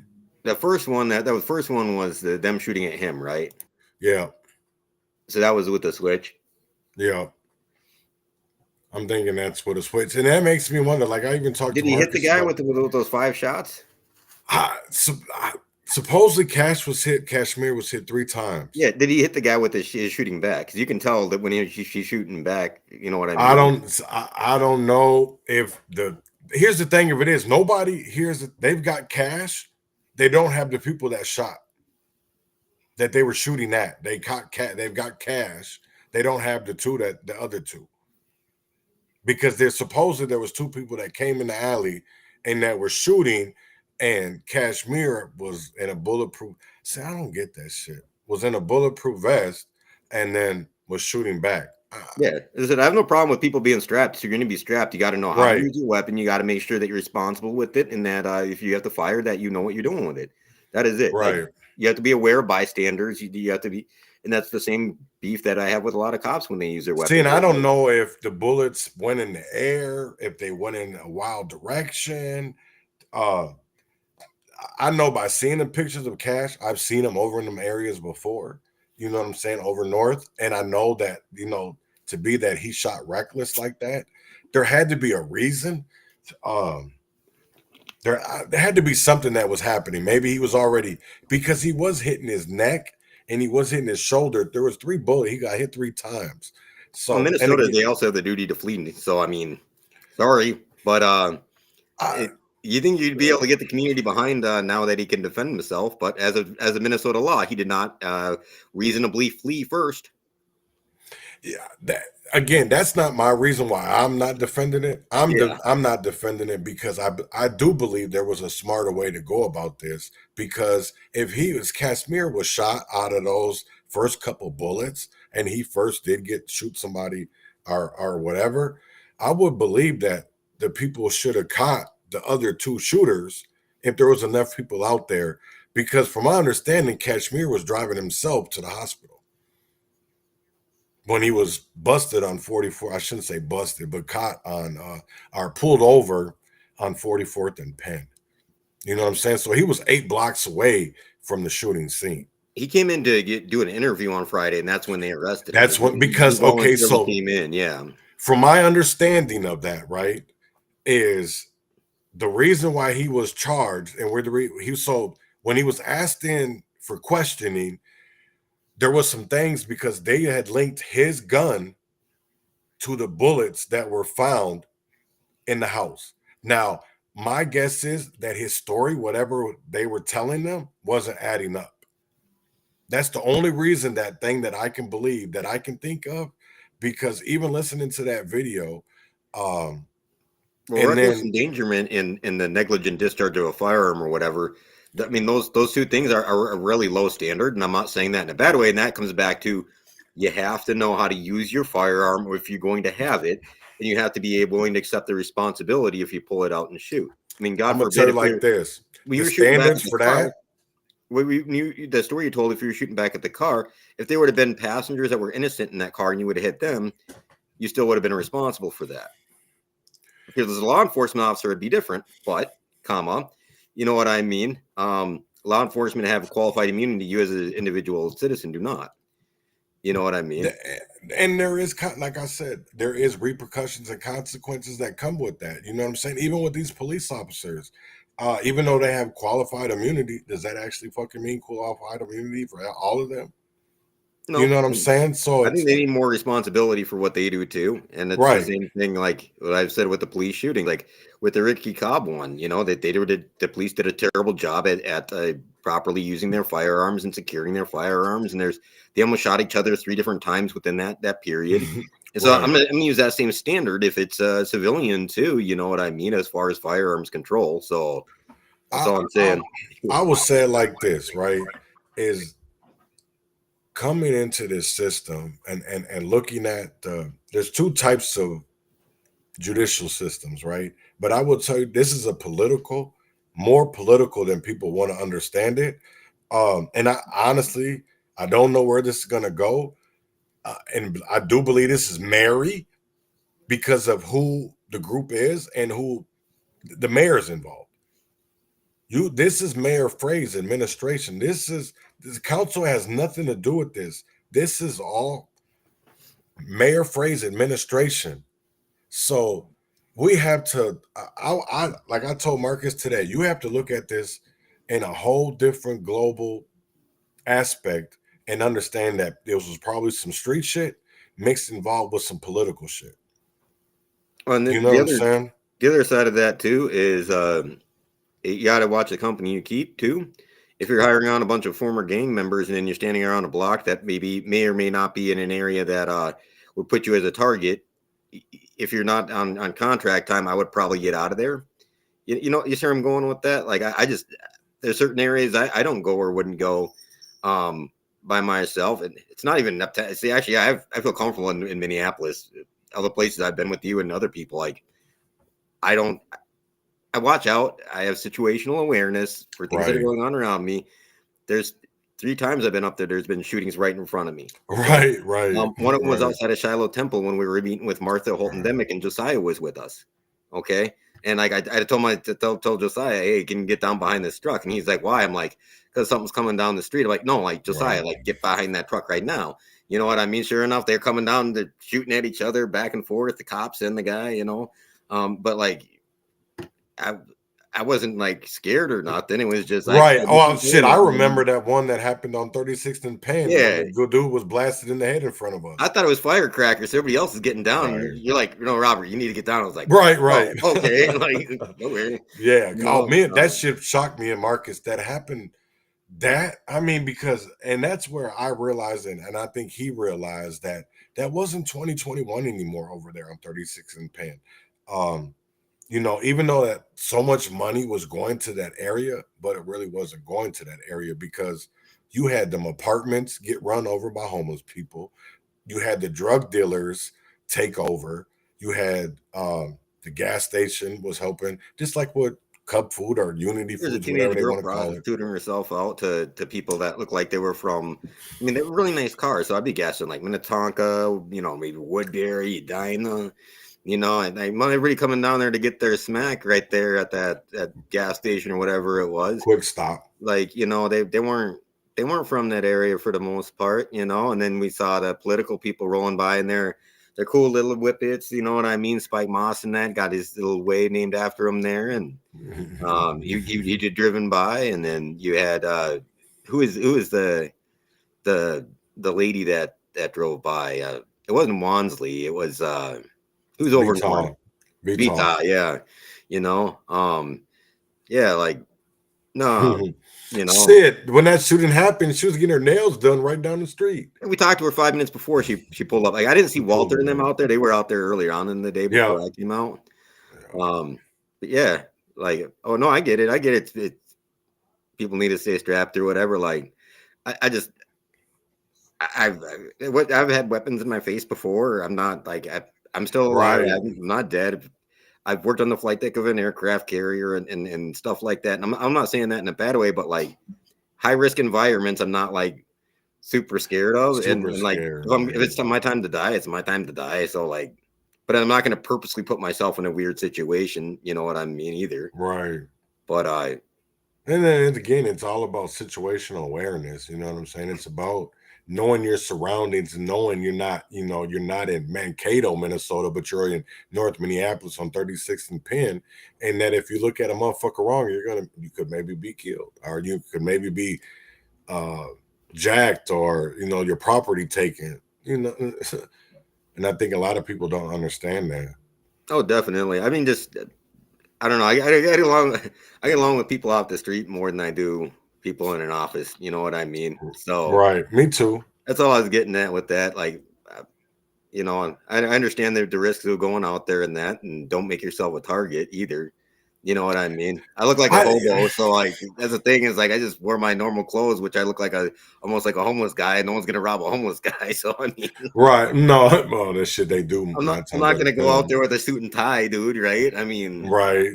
And well, that's the whole thing of it is like Minneapolis is so talked about when it comes to public safety, and but then people never want to talk about how does Minneapolis police treat its residents.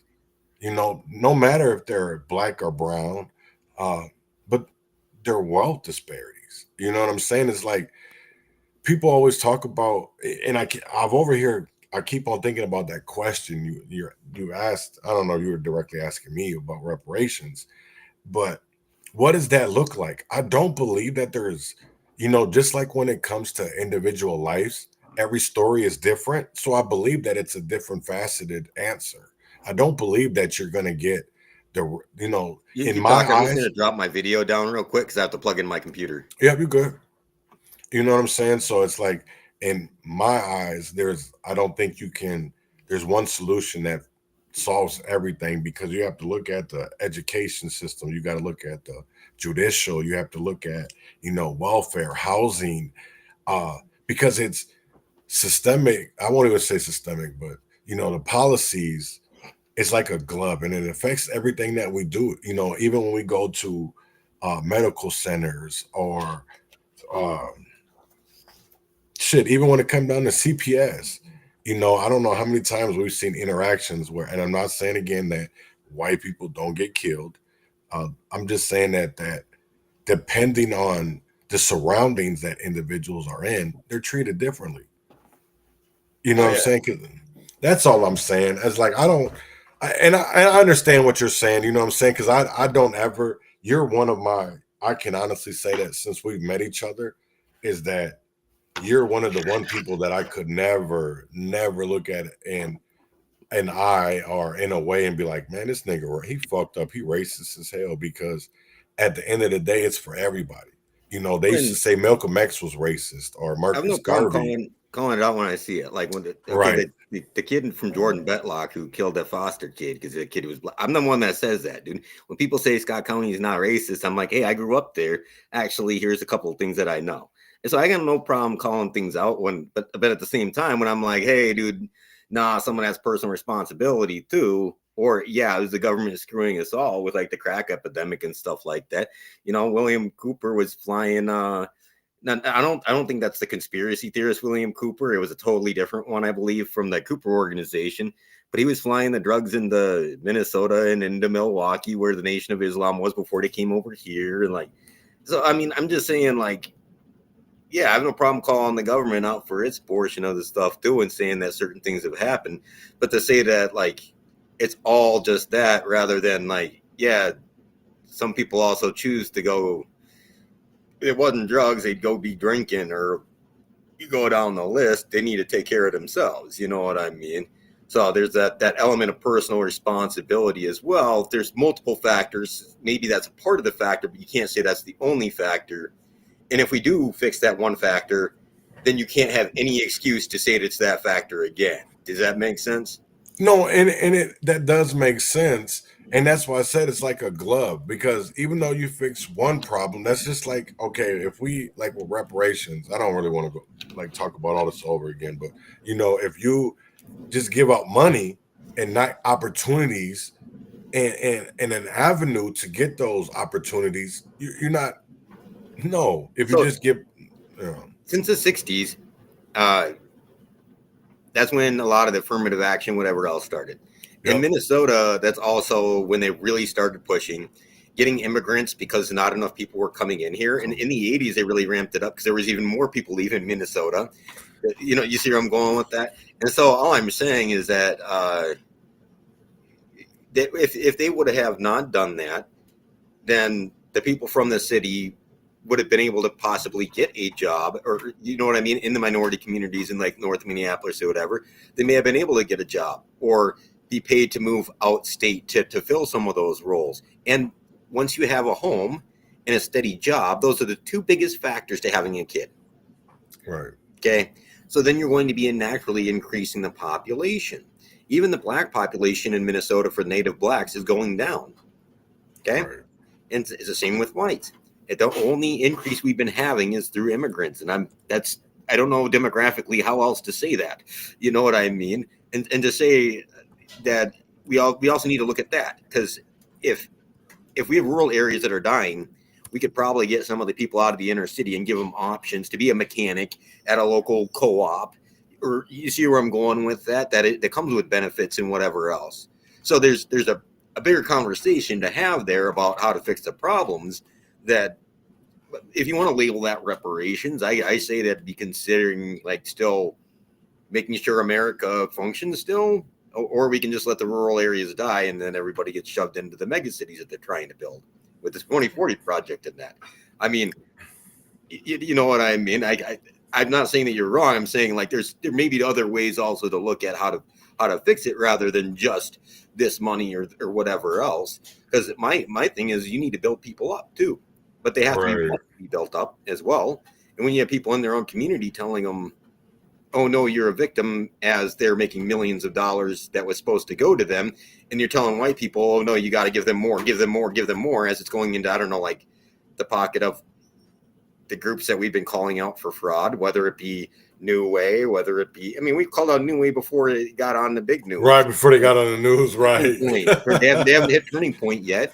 All McAfee's organizations, the 21 Days of Peace, Dope Inc., and then the LLC, and then you got the Salem Inc., and then you got the, you know what I mean? I can go down the list on all this stuff. Right. Like, I don't care personally, but don't tell me I need to pay more money towards if it's going to go into his pocket, and I know it's not going to go to your pocket. You see where I'm going with that? Or it's not going to help you. No, I understand what you're saying. And that's what I'm saying of like, that's what made me pay attention. Is like people were out there saying they were, getting paid off of to better, homeless people, or, if you had some kind of, peer recovery for, recovery specialists, they made it harder for individuals that actually are trying to make a better life for themselves. You know what I'm saying? They are, I will tell you like this. I'm somebody that was, when I came, I started to change my life. And I blamed everybody but Chaz. I blamed everybody else around me. You know what I'm saying? And I'm still not, I understand that a lot of it was my choice, but a lot of it was that I only had a couple of choices. I didn't have, opportunities that everybody thinks that, certain communities have. Well, my community didn't.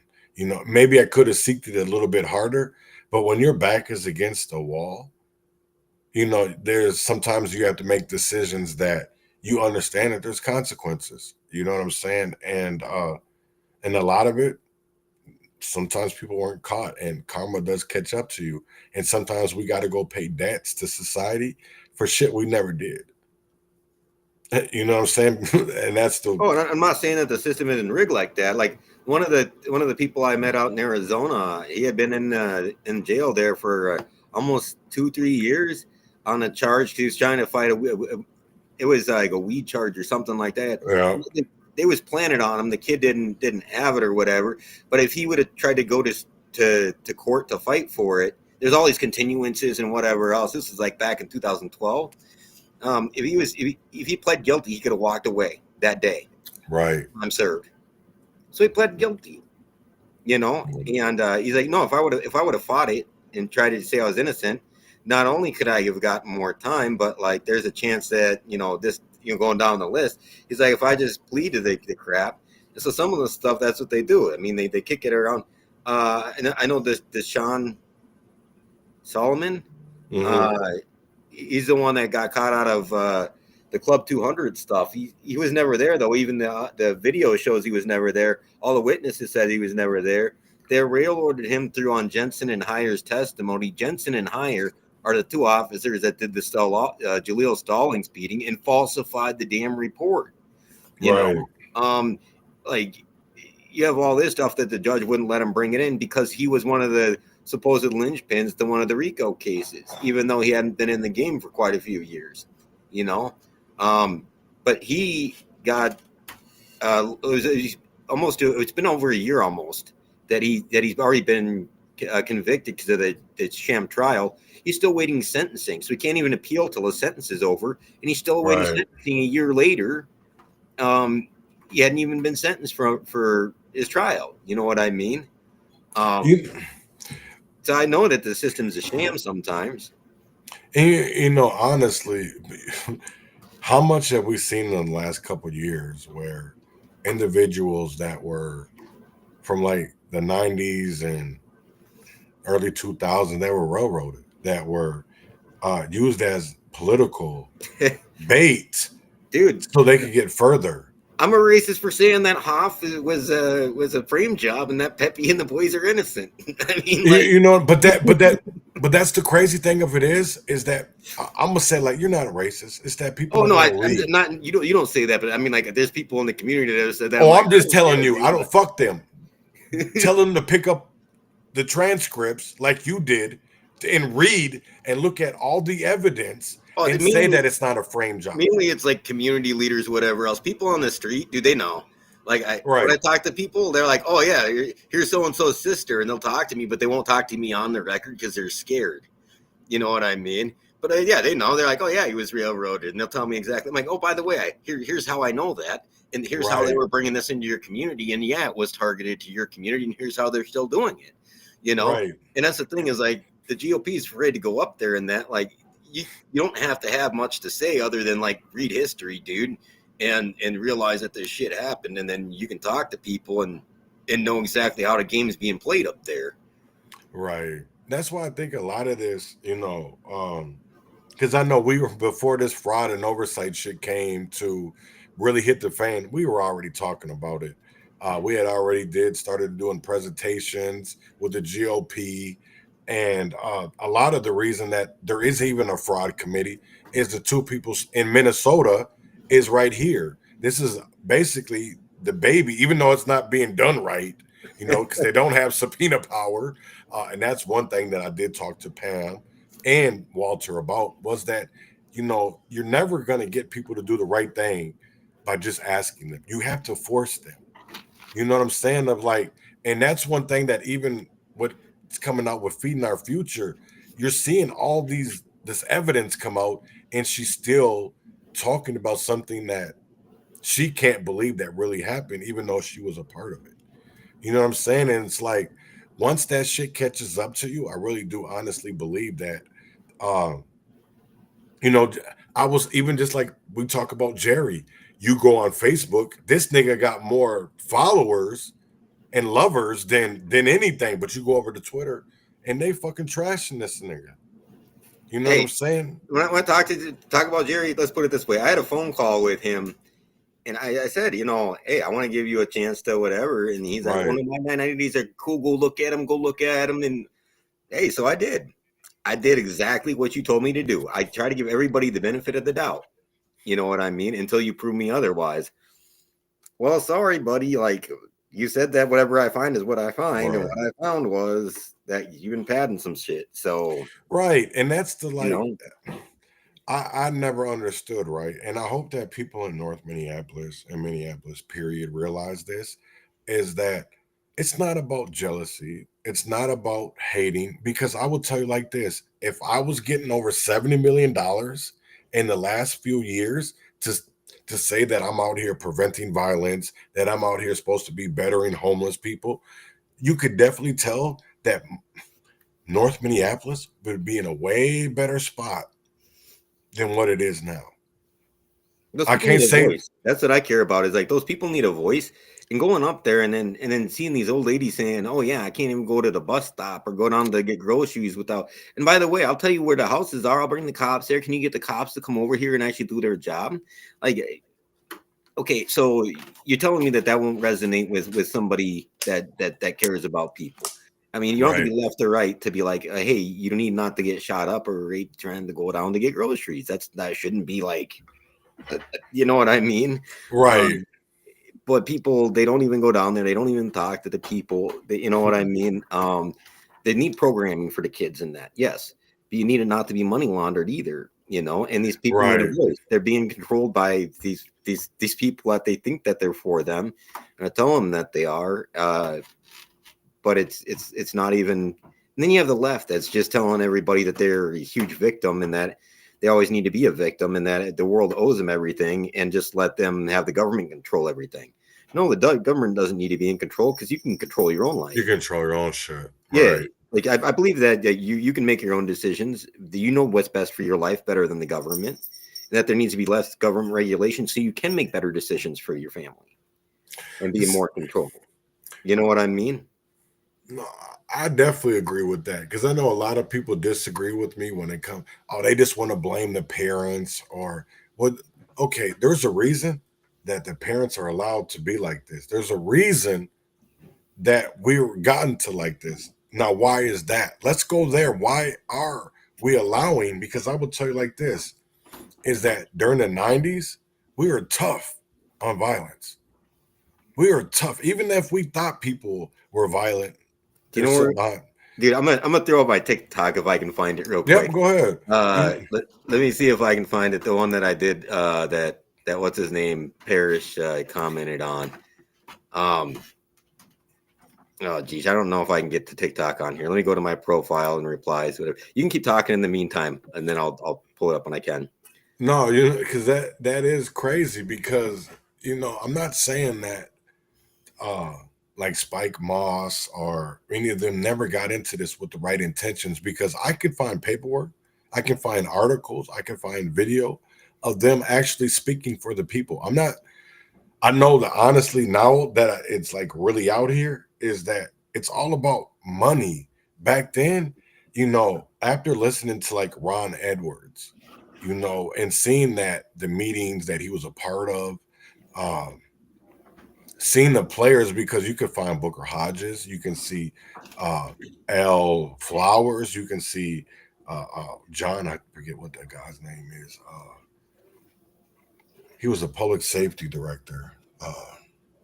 I know he's a cop. He's a black dude, John something, but he was a part of law enforcement.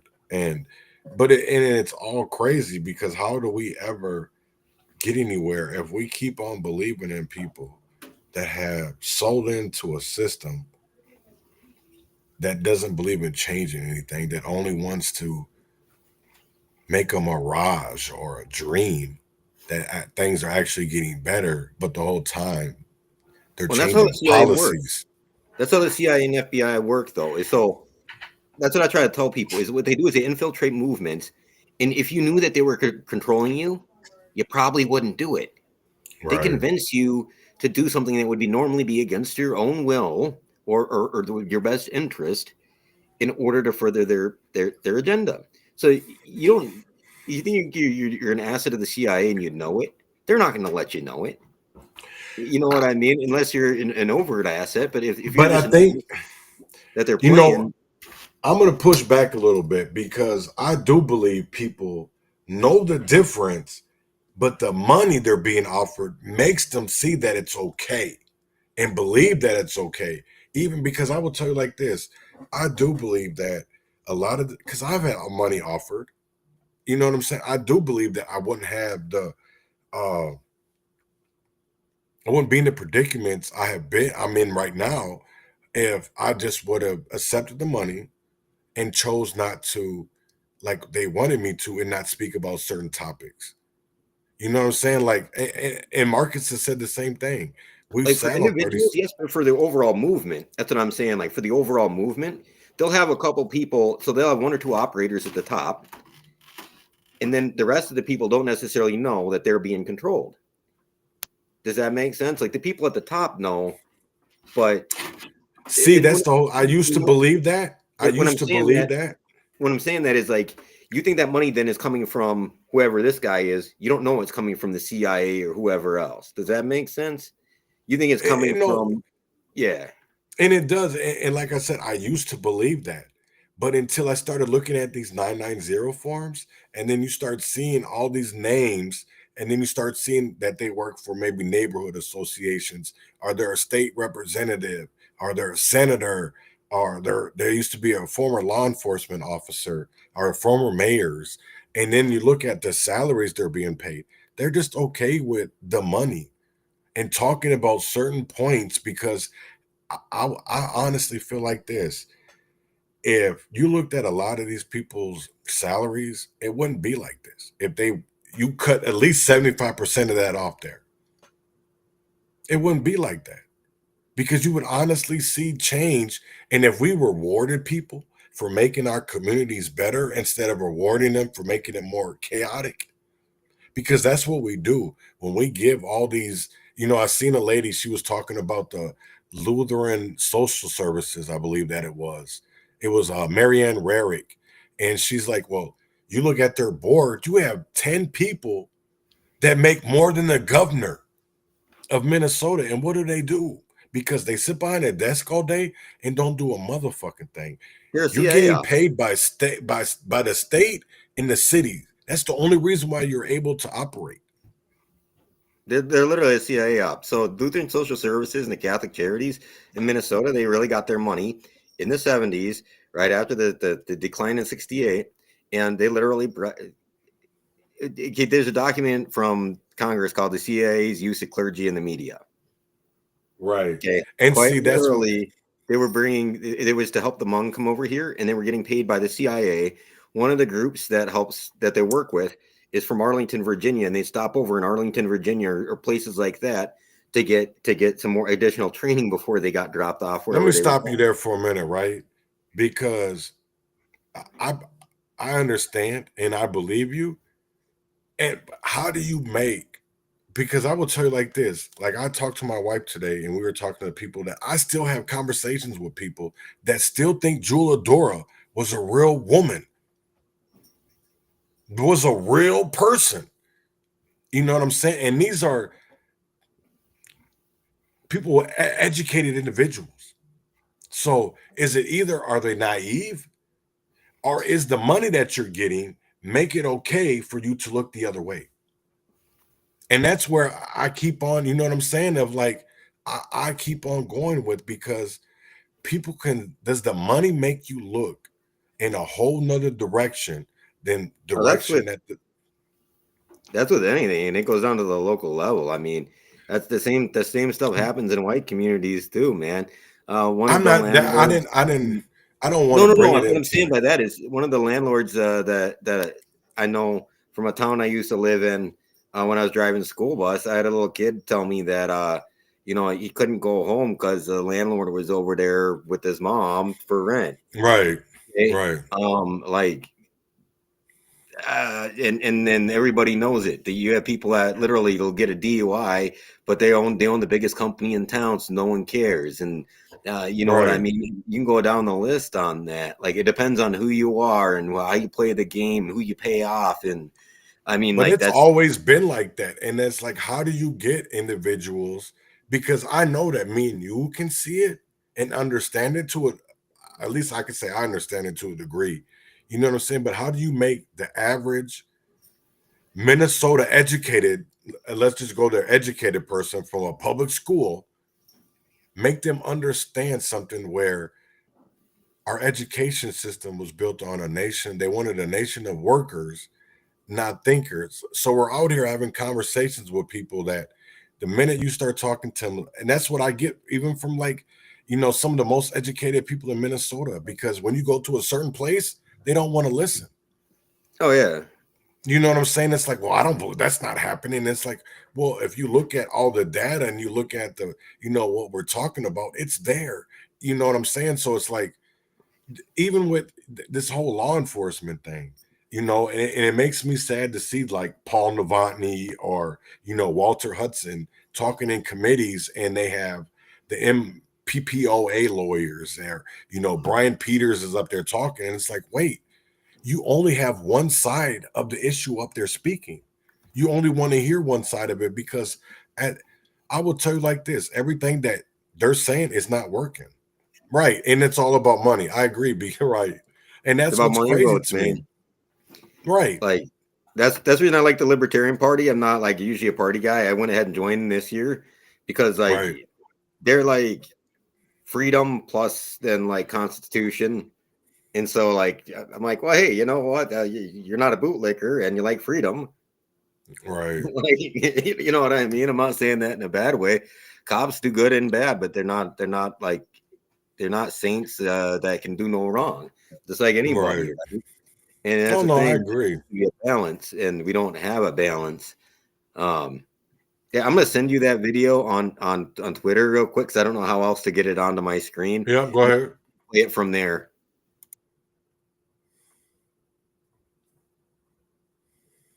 You can go ahead and chat though.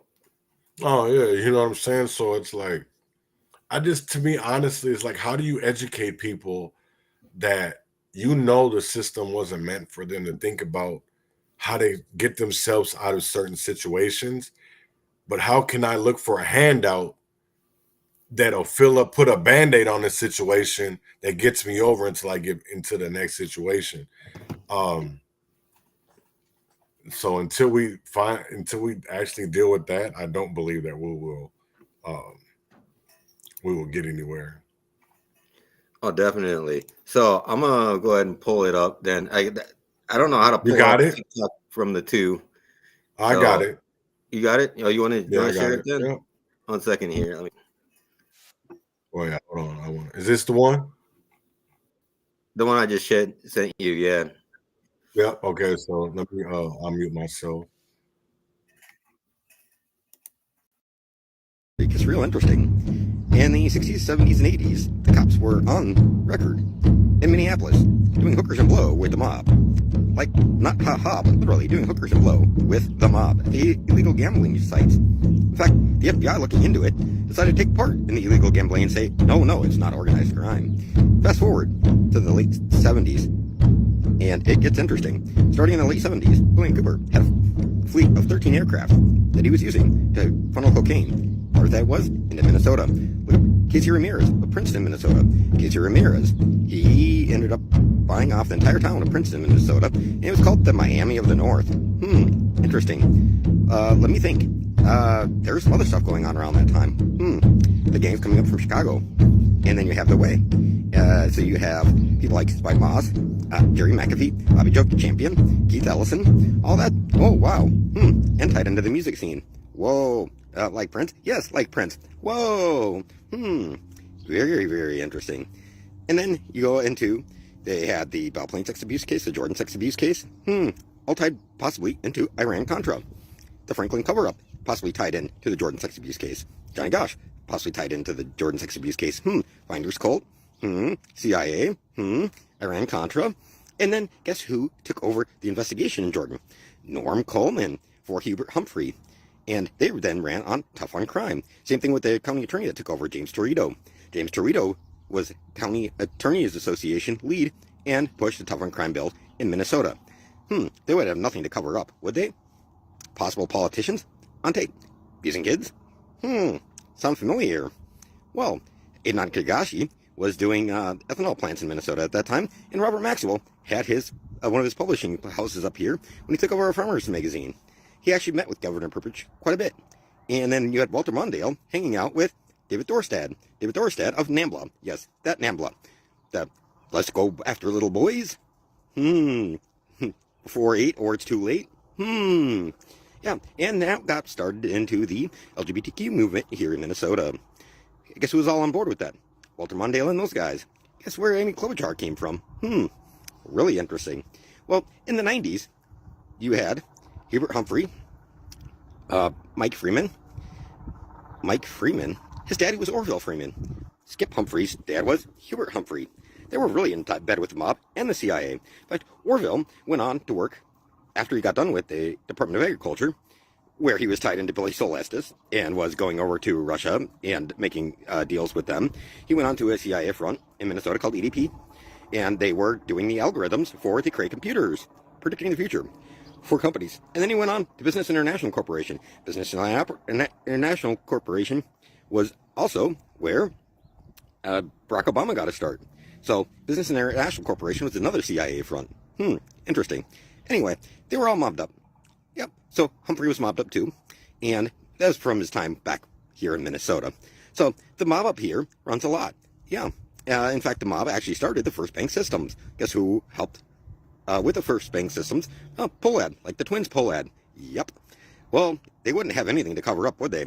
Not as BCCI was collapsing, and they were switching the whole wall of money transfer to Minnesota with the Somalis, and keeping Iran-Contra going, and the Sabes and Berman families were bringing the mob onto the native gambling areas with the casinos, and they were involved with the Lucchese, Gambino, and Genovese crime families, and the La Cosa Nostra. Yeah. And no one would need to cover that up. That wouldn't be why Andy Luger would have to come to Minnesota to work under the U.S. Attorney, as an assistant U.S. Attorney. Well, his old boss was covering for BCCI. Stillman. Yeah, Stillman was covering for BCCI. There would be no coincidences there. Well, yeah, so Andy Luger came up here, and the buddies that he went to his the Jewish Community Center up here with was Norm Coleman, right? Berman, Sabes. In fact, they named the Jewish Community Center up here after Sabes. They'd be like naming it after the Gambino or Lucchese. So it's the crime family. Sorry, but they wouldn't need to cover up anything. Especially after Sharif Willis was on record, talking to Paul Wellstone in the Senate, saying stop this government from running the drugs and weapons and dropping them off in our communities. This was before Gary Webb. They wouldn't need to silence that guy, I don't know, by killing a cop. No, it's not like, not like they killed Nisker to cover up for Bush. So, they would never kill a cop. No, not like Jerry Hoff, right? They would never railroad some kids like getting Keith Ellison and Jerry McAfee and those guys to go with Carol Levin down to Chicago to get reward money, $100,000 that they split amongst each other. And then they went on to do more frame jobs where, I don't know, they got paid more reward money. And Bobby Joe Champion wasn't working for the Attorney General at the time, and then also doing legal aid. Oh wait, he was. So he was framing kids and working for the Attorney General? Interesting. And that's how they got their start. So, yeah, look at Minnesota, please. Because Andy Luger, it gets interesting, because he covered up the 09 Metro Gang Task Force, and then he got, I don't know, hired back on later on with Jones Day to cover up the MPD stuff with George Floyd. Now, no matter what you think about George Floyd, Andy Luger went out and hired a community activist named Leslie Redmond, and she was awesome, to oppose the city of Minneapolis before he got Jones Day hired on. And when he got Jones Day hired on, most of those lawyers you can't find under any of the registrations here in Minnesota because they didn't register. The only way for me to find out whether or not they had an exception would be do an Office of Personnel Responsibility complaint. And I'm about ready to, because I've given Jeremiah Ellison quite a bit of time to just pull his head out of his ass and actually ask questions. Yep, I had a phone call with him, and he knows about it, and he was pretty concerned. Except for Ellison runs his dad. Yeah. And Bassem Sabri, who ends up being a CIA plant from Jordan, runs the Somali community up here. In fact, his stay in Leavenworth was 5-star when he got caught for bribing a city official. All his permits before 2019 were denied. In fact, he was doing court cases, even in the court case it got denied. Then all of a sudden in 2020, his permits got approved real expeditiously. Wonder what else happened. One Minnesota had been planned since 2007, before it was called the Horizons Program with the Minnesota Futures Conference. Yes, One Minnesota has been a plan for a long time here in Minnesota. That's right around the time they started the Wellstone Institute. That gets interesting. Oh, by the way, who died in order for Norm Coleman to get Wellstone's seat? Wellstone. But no, there would be no connections there, as Wellstone was looking into Iran-Contra. Oh, Norm Coleman would never cover that up. Come on, guys. Like, you gotta wake up. Eventually, this stuff just doesn't make any sense. You know? It's all one big op. And they had the One Minnesota stuff ready to go. Doesn't matter if it wasn't Floyd, they would have figured out some other way to do it. But they didn't. And they were pushing hardcore for straight communism. That's what Walls is. They were trying to push it all the way up to the national level. In fact, the final One in Minnesota conference, if you go to the website, was supposed to be 2024. 2024 was the last one because they were supposed to install a president. Oops, Walls, you fucked that one up. But anyway, guys, conspiracies out. Thanks. I was having problems finding that one. But that's a good overview of there we go. You there, Chaz? Yeah, I'm here. Yeah, that's a good overview basically of like what I'm talking about. I try to cut it into as short as amount of time as I could, but when the entire system is rigged against everybody, I don't think it's just one particular group they were targeting because they also screwed the natives and whatever. You know what I mean? Right. And like it's been going on for so long, that's how they get people fighting amongst each other. So I do agree that there is some systemic racism in that in the laws and that. But how do we fix it? My thing is like I want families to succeed, so then I want all families to succeed, right? I want fathers to succeed, so I want black fathers to succeed. It's to me same as I want white fathers to succeed. I'm not going to say I want white fathers to succeed any less or more. You know what I mean? If I want kids to succeed, I want kids to succeed in education. I'm not going to qualify it as I want a certain group to be more. You know what I mean? Successful. I'll say it because I mean the shit. You know what I'm saying? I want my community because we've been started off here as a majority as Black Americans, foundational Black Americans started out for slavery. You know what I'm saying? So I'm not saying that I don't want better for all. I'm saying that when it comes to for a certain community, I do strive a little bit harder and I want more because we've been through so much. And I understand that, you Striving know, harder is the key word there. right. You know what I And I mean? do. Right.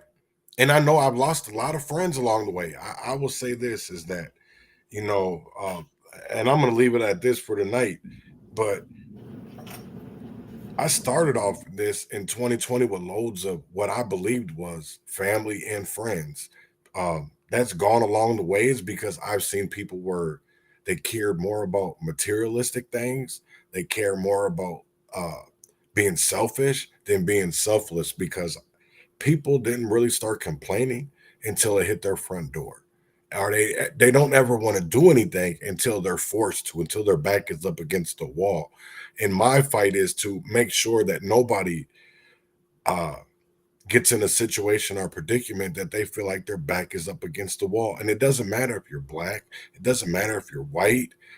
What matters is that we don't ever have to feel that back against the wall, that pressure, that stress, uh, that ancestors, my ancestors, you know what I'm saying, yours too, have gone through predicaments that honestly they shouldn't probably had to do that or had to go through because we over time have should have been realized that we know better. So let's start doing better.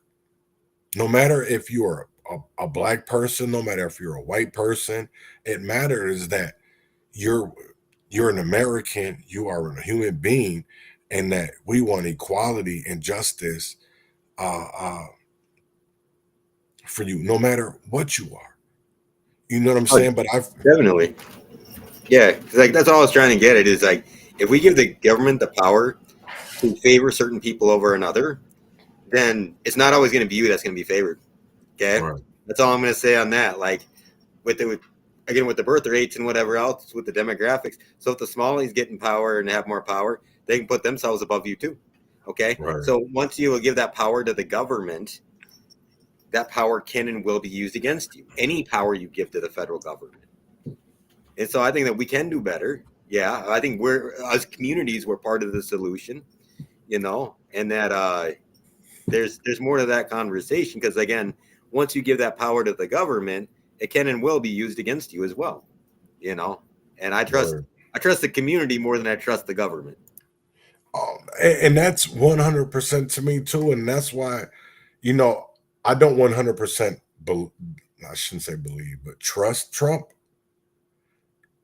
But he isn't a politician. He isn't somebody that has used, was a, you know, like Elisa DeMuth, who started at, you know, a school board member. And then, I shouldn't, that's probably not a good example, but, you know, somebody that went through the bottom and then went to the top because that's not what happened with him. And at least in the political world, that's not somebody that was a The um, leaders of Indivisible that make over $200,000 a year between the couple that were just, dude, they were congressional staffers, and then they started up this group. So they haven't had no offense, they haven't really had a real job their entire freaking life. And out of their group that they had there at Carleton College, you got Wansley and a few others, and all that jazz. If you're a paid activist your entire life, I think that maybe you should go get a real job and actually, because you're telling people what they should or shouldn't do as they're out there working their job, donating to have you help them. Like, you have no clue what the regular people are going through, man. Like, I would rather see politicians or leaders coming out with the garbage man outfit or a mechanic all covered in oil or a farmer in his overalls, because you know what I mean. At least I know right. what I'm getting and I know where that person's coming from.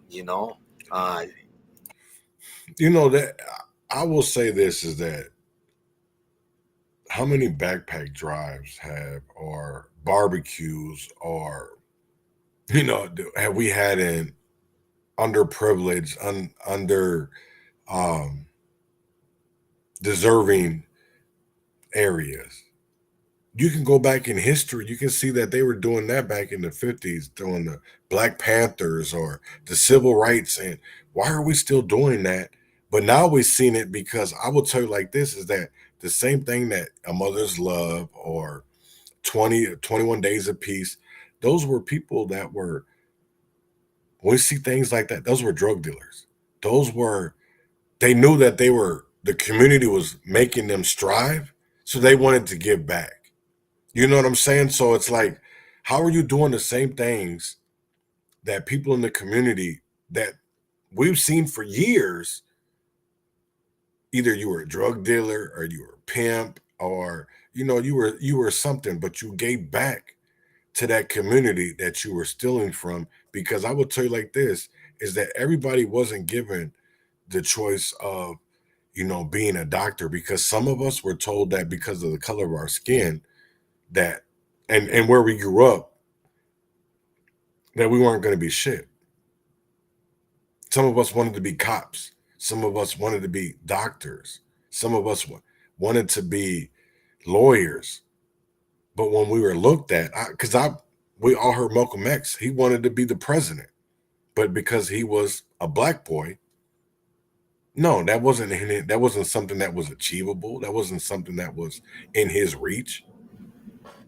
Oh, definitely. And if we haven't reached equality, then let's talk about that, okay? But if you're moving from we haven't even hit equality and we're already going to the other side of it, well, you're still not going to hit equality, bud, because then all that matters is who's in power at the top, for who gets to choose who's the special people now. And I'm not saying that in a bad way, but like, you've seen it. You know what I mean? They threw in white women with the DEI stuff, and you know what I mean? And you go down the list like that, and like, I'm not even going there. Like, you've seen it. No, and I agree with you, because going back through history, one of the big arguments is, did the civil rights era, did it help us, or as black people, or did it make our communities, neighborhoods worse?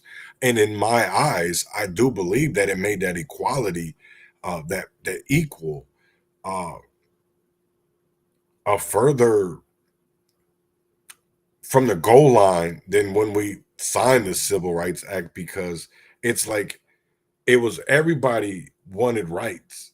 They wanted to be seen as, because I will tell you like this, if John F. Kennedy or Richard Nixon or even Ronald Reagan, and I won't even say Ronald because he probably dealt with some of these motherfuckers too, that were coming up to and saying like, hey, I'm a woman, even though I got all the manly parts, I still deserve that right to be called a woman. And it was like, wait, what? Behind closed doors, they were pretty freaky, though. I mean, like, oh yeah, there's a whole bunch of things about Reagan and how he like, I mean, like, hey, I mean, right. Craig J. Spence offed himself because he didn't want to out the homosexual ring that Reagan was in, and then you got Hoover that liked to even dress up like that at parties. Right. So I mean, like, oh yeah, they love it as long as it's behind closed doors and it's not out in the public. Okay, so right. Like, I'm not even going to say that they even are against it. Okay. And that's the thing. Well, again, with history. Damn, yeah, they hit me with the fucking closed doors. I have no problem looking at history and stuff and saying, yeah, this happened. Right. And how can we avoid it from happening again? That's not a But I mean, but to continue on doing the same things we've been doing for the past 60 over years. And over and over again. And expecting different results, that's just asinine. That's mental health. How can we get people, everybody into better jobs and housing and whatever else naturally through the economy and whatever else? And when I say that, like, again, instead of just shipping people in and dropping them off with zero resources or even training them to interact with the community, or the community to interact with them. Yeah, people are going to be racist if all of a sudden 100 families get dropped off in your community, right? That's different. Like, and you got different beliefs. You have different ways of lives. If I dropped off Bloods in the Crips area, dude, there'd be some issues, right? I mean, that's all I'm saying. So, like, and they did that, and so, like, instead of continuing to do that, hey, what kids want to be mechanics? What kids want to be, you know what I mean? A welder, you go down the list. Doctors, cool. Lawyers, cool. I mean, in Minnesota, good luck getting into the U unless you're from another country, though. And I'm not saying that in a bad way, but it's the truth, So like we can do better for the kids. So how do we do better? Let's look at it as a holistic model rather than just this issue, this issue, this issue. When they're still dividing us, they're trying to still enslave everybody into this technological state that they're building. And last week I went over that with the Asiri stuff and the digital twins and all the surveillance, Right. and whatever else. Like, I'm just saying they're still trying to enslave people, but they're trying to enslave all of us. It's just, it looks different for each group because they're a little bit further along with some groups. With some They've been groups doing than it others. longer. Like the conspiracy to destroy black boys. I shared that video with you, and I said, yes, that is very true what they did there. That author's amazing, I said, but then after that, they also then applied that to white kid schools too, because you see the exact same. And they went from, you can't be a tomboy, you're gay type stuff like that they talked about in there. Yes, that got applied then to the white kids too. It's just they were a little bit further along with destroying the black community that before they targeted the white community. So it Right. looked different, but did they use the same tactics? So hell yeah, they did. Oh, I agree. So yeah, I'll let you have the last little bit here, and then also tell them how to find you too. Yeah. Man, I'm the Urban Conservative. I'm on Facebook, YouTube, Twitter, Rumble, Spotify. I'm on Monday through Friday at 9 in the morning. I got a little podcast. I won't be on this Monday because it's St. Patrick's Day. Also my son don't have school, but so I mean I'll probably go live that day or whatever. And I probably will because it'll probably be an afternoon one because there is a committee hearing about the violence interrupters in Minneapolis. And that's what I do care about. I care about the community. I don't want to make the community go through more pain and trauma because we've already been through enough. It's time that we all be transparent, we be truthful. And sometimes the truth is ugly. Sometimes that the truth can be a powerful tool that people honestly, we've come to a place in society that we're okay with BS. We're okay with narratives instead of the truth because the truth sometimes scares us. The truth sometimes puts us in a place where we don't feel good, right? And we don't like feeling like that. But I believe that it's a time in America that we actually need to feel that fear and we need to face it and rise because America for too long has forgot it and ran because we've had situations like Wigger Days and Red Wing or police officers here shoot when the person actually is saying sue because of how they're being treated. You know what I'm saying? So it's like, and then you see these same incidents happening all over again and after 2020. But you see these proclamations saying that racism is a public health crisis. There's so many, and I was a part of that. You have websites telling people that they were being screwed over, so they were given programs called DEI, which honestly, a lot of programs weren't started until after George Floyd, and a lot of those programs are probably waste. A lot of those programs are probably fraudulent because they get over on the people that they're supposed to help so that we're not marginalized data and statistics anymore. You know what I'm saying? So I just want people to think about that. And honestly, I love this episode. You know what I'm saying? Because it's not always, I'm not a person that it's all about white supremacy, but you have to understand how that system was built. You know what I'm saying? So you have to throw white supremacy in there. But if you do it too much, in my eyes, you're a victim. Now, if you throw it in there as a solution, you're a victor. Because I do believe that you got into a certain aspect of your life and understand that, yes, these systems are at play, but just because they're at play doesn't mean that I have to let that affect my life. Because it can deter my life, but it doesn't make me the person that I am today. So that's what I want people to remember. And like I said, thank you for having me on tonight, Robert. And this is your boy, the Urban Conservative. And win or fail, freedom or jail, heaven or hell, wish me well. And I'll see y'all later. Thanks for coming on, Chaz. I really appreciate it. So I push back on him, he pushes back on me on stuff. So that's just the way we do it. You know what I mean? We don't agree on 100% of this stuff, but again, all power that you cede to the government can and will be used against you. I'm about max liberty for everybody, and I believe that you can choose your own life and how that should play out. So I'm just gonna play the audio that we started off with to leave, and I really appreciate Chaz coming on tonight. Thank you for listening, and hopefully you guys all have a wonderful night. I'm gonna get that queued up real quick, and then we'll get going. So thanks again for coming, and stay free, live free, or die trying, you know.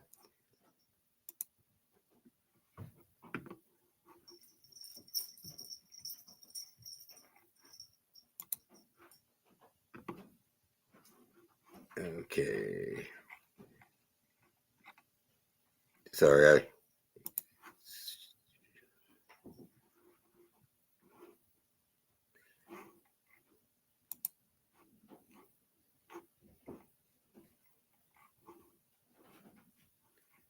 it's not gonna play.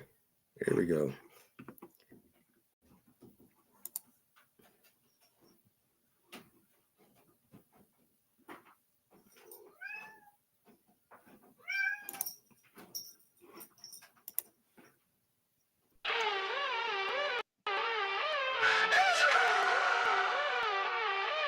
Engines fire up when ready to help it soar. Flight 370 takes off from Kuala Lumpur. Mayday, mayday, dangerous lithium-ion battery fire. 239 lives at risk, situation so dire. Lost contact with this Boeing commercial airplane. Faulty satellite data being the weak link in this chain. 20 superconductor scientists on this flight. Does that have anything to do with it? It just might. 1, 2, 3 plasma orbs coming out of nowhere. It's the 777 smokes falling out of the air. Wide area motion imagery and military infrared showing us more and even more being left unsaid. 0-point energy, that's the technology to these EVOs that are defying gravity. 3 orbs with dark lasers pointing the way as they teleport Malaysia Flight 370 away. Where did it go? What's the notion? Which island? Which ocean? It didn't crash in the sea or on land. Fourth port out west for this sleight of hand. For 4 days the passengers' phones were on. Who's responsible for these people being gone? Classified documents like a sales promotion. Debris found impossibly in the wrong ocean. Dark energy, ether, cold fusion, 0-point energy. Not solid, liquid, or gas. Plasma is the key. A paradigm shift in our technology. An unlimited reservoir of energy. Floating through the air round and round as we stand helpless on the ground. Or flying what we were taught. We've been lied to by science is my next thought. Whistleblowers dying or getting disappeared. Heads of industry saying nothing to see here. Isn't that just a little weird? By humans this was created and engineered. 1, 2, 3 plasma orbs coming out of nowhere. It's the 777 smokes falling out of the air. Wide motion imagery and military infrared showing us more and even more being left unsaid. 0-point energy, that's the technology to these EVOs that are defying gravity. 3 orbs with dark lasers pointing the way as they teleport Malaysia Flight 370 away. The ether is real. This is the spiel. The truth will come out. The truth will be shown. What happened to Flight 370? Around the world it will soon be known.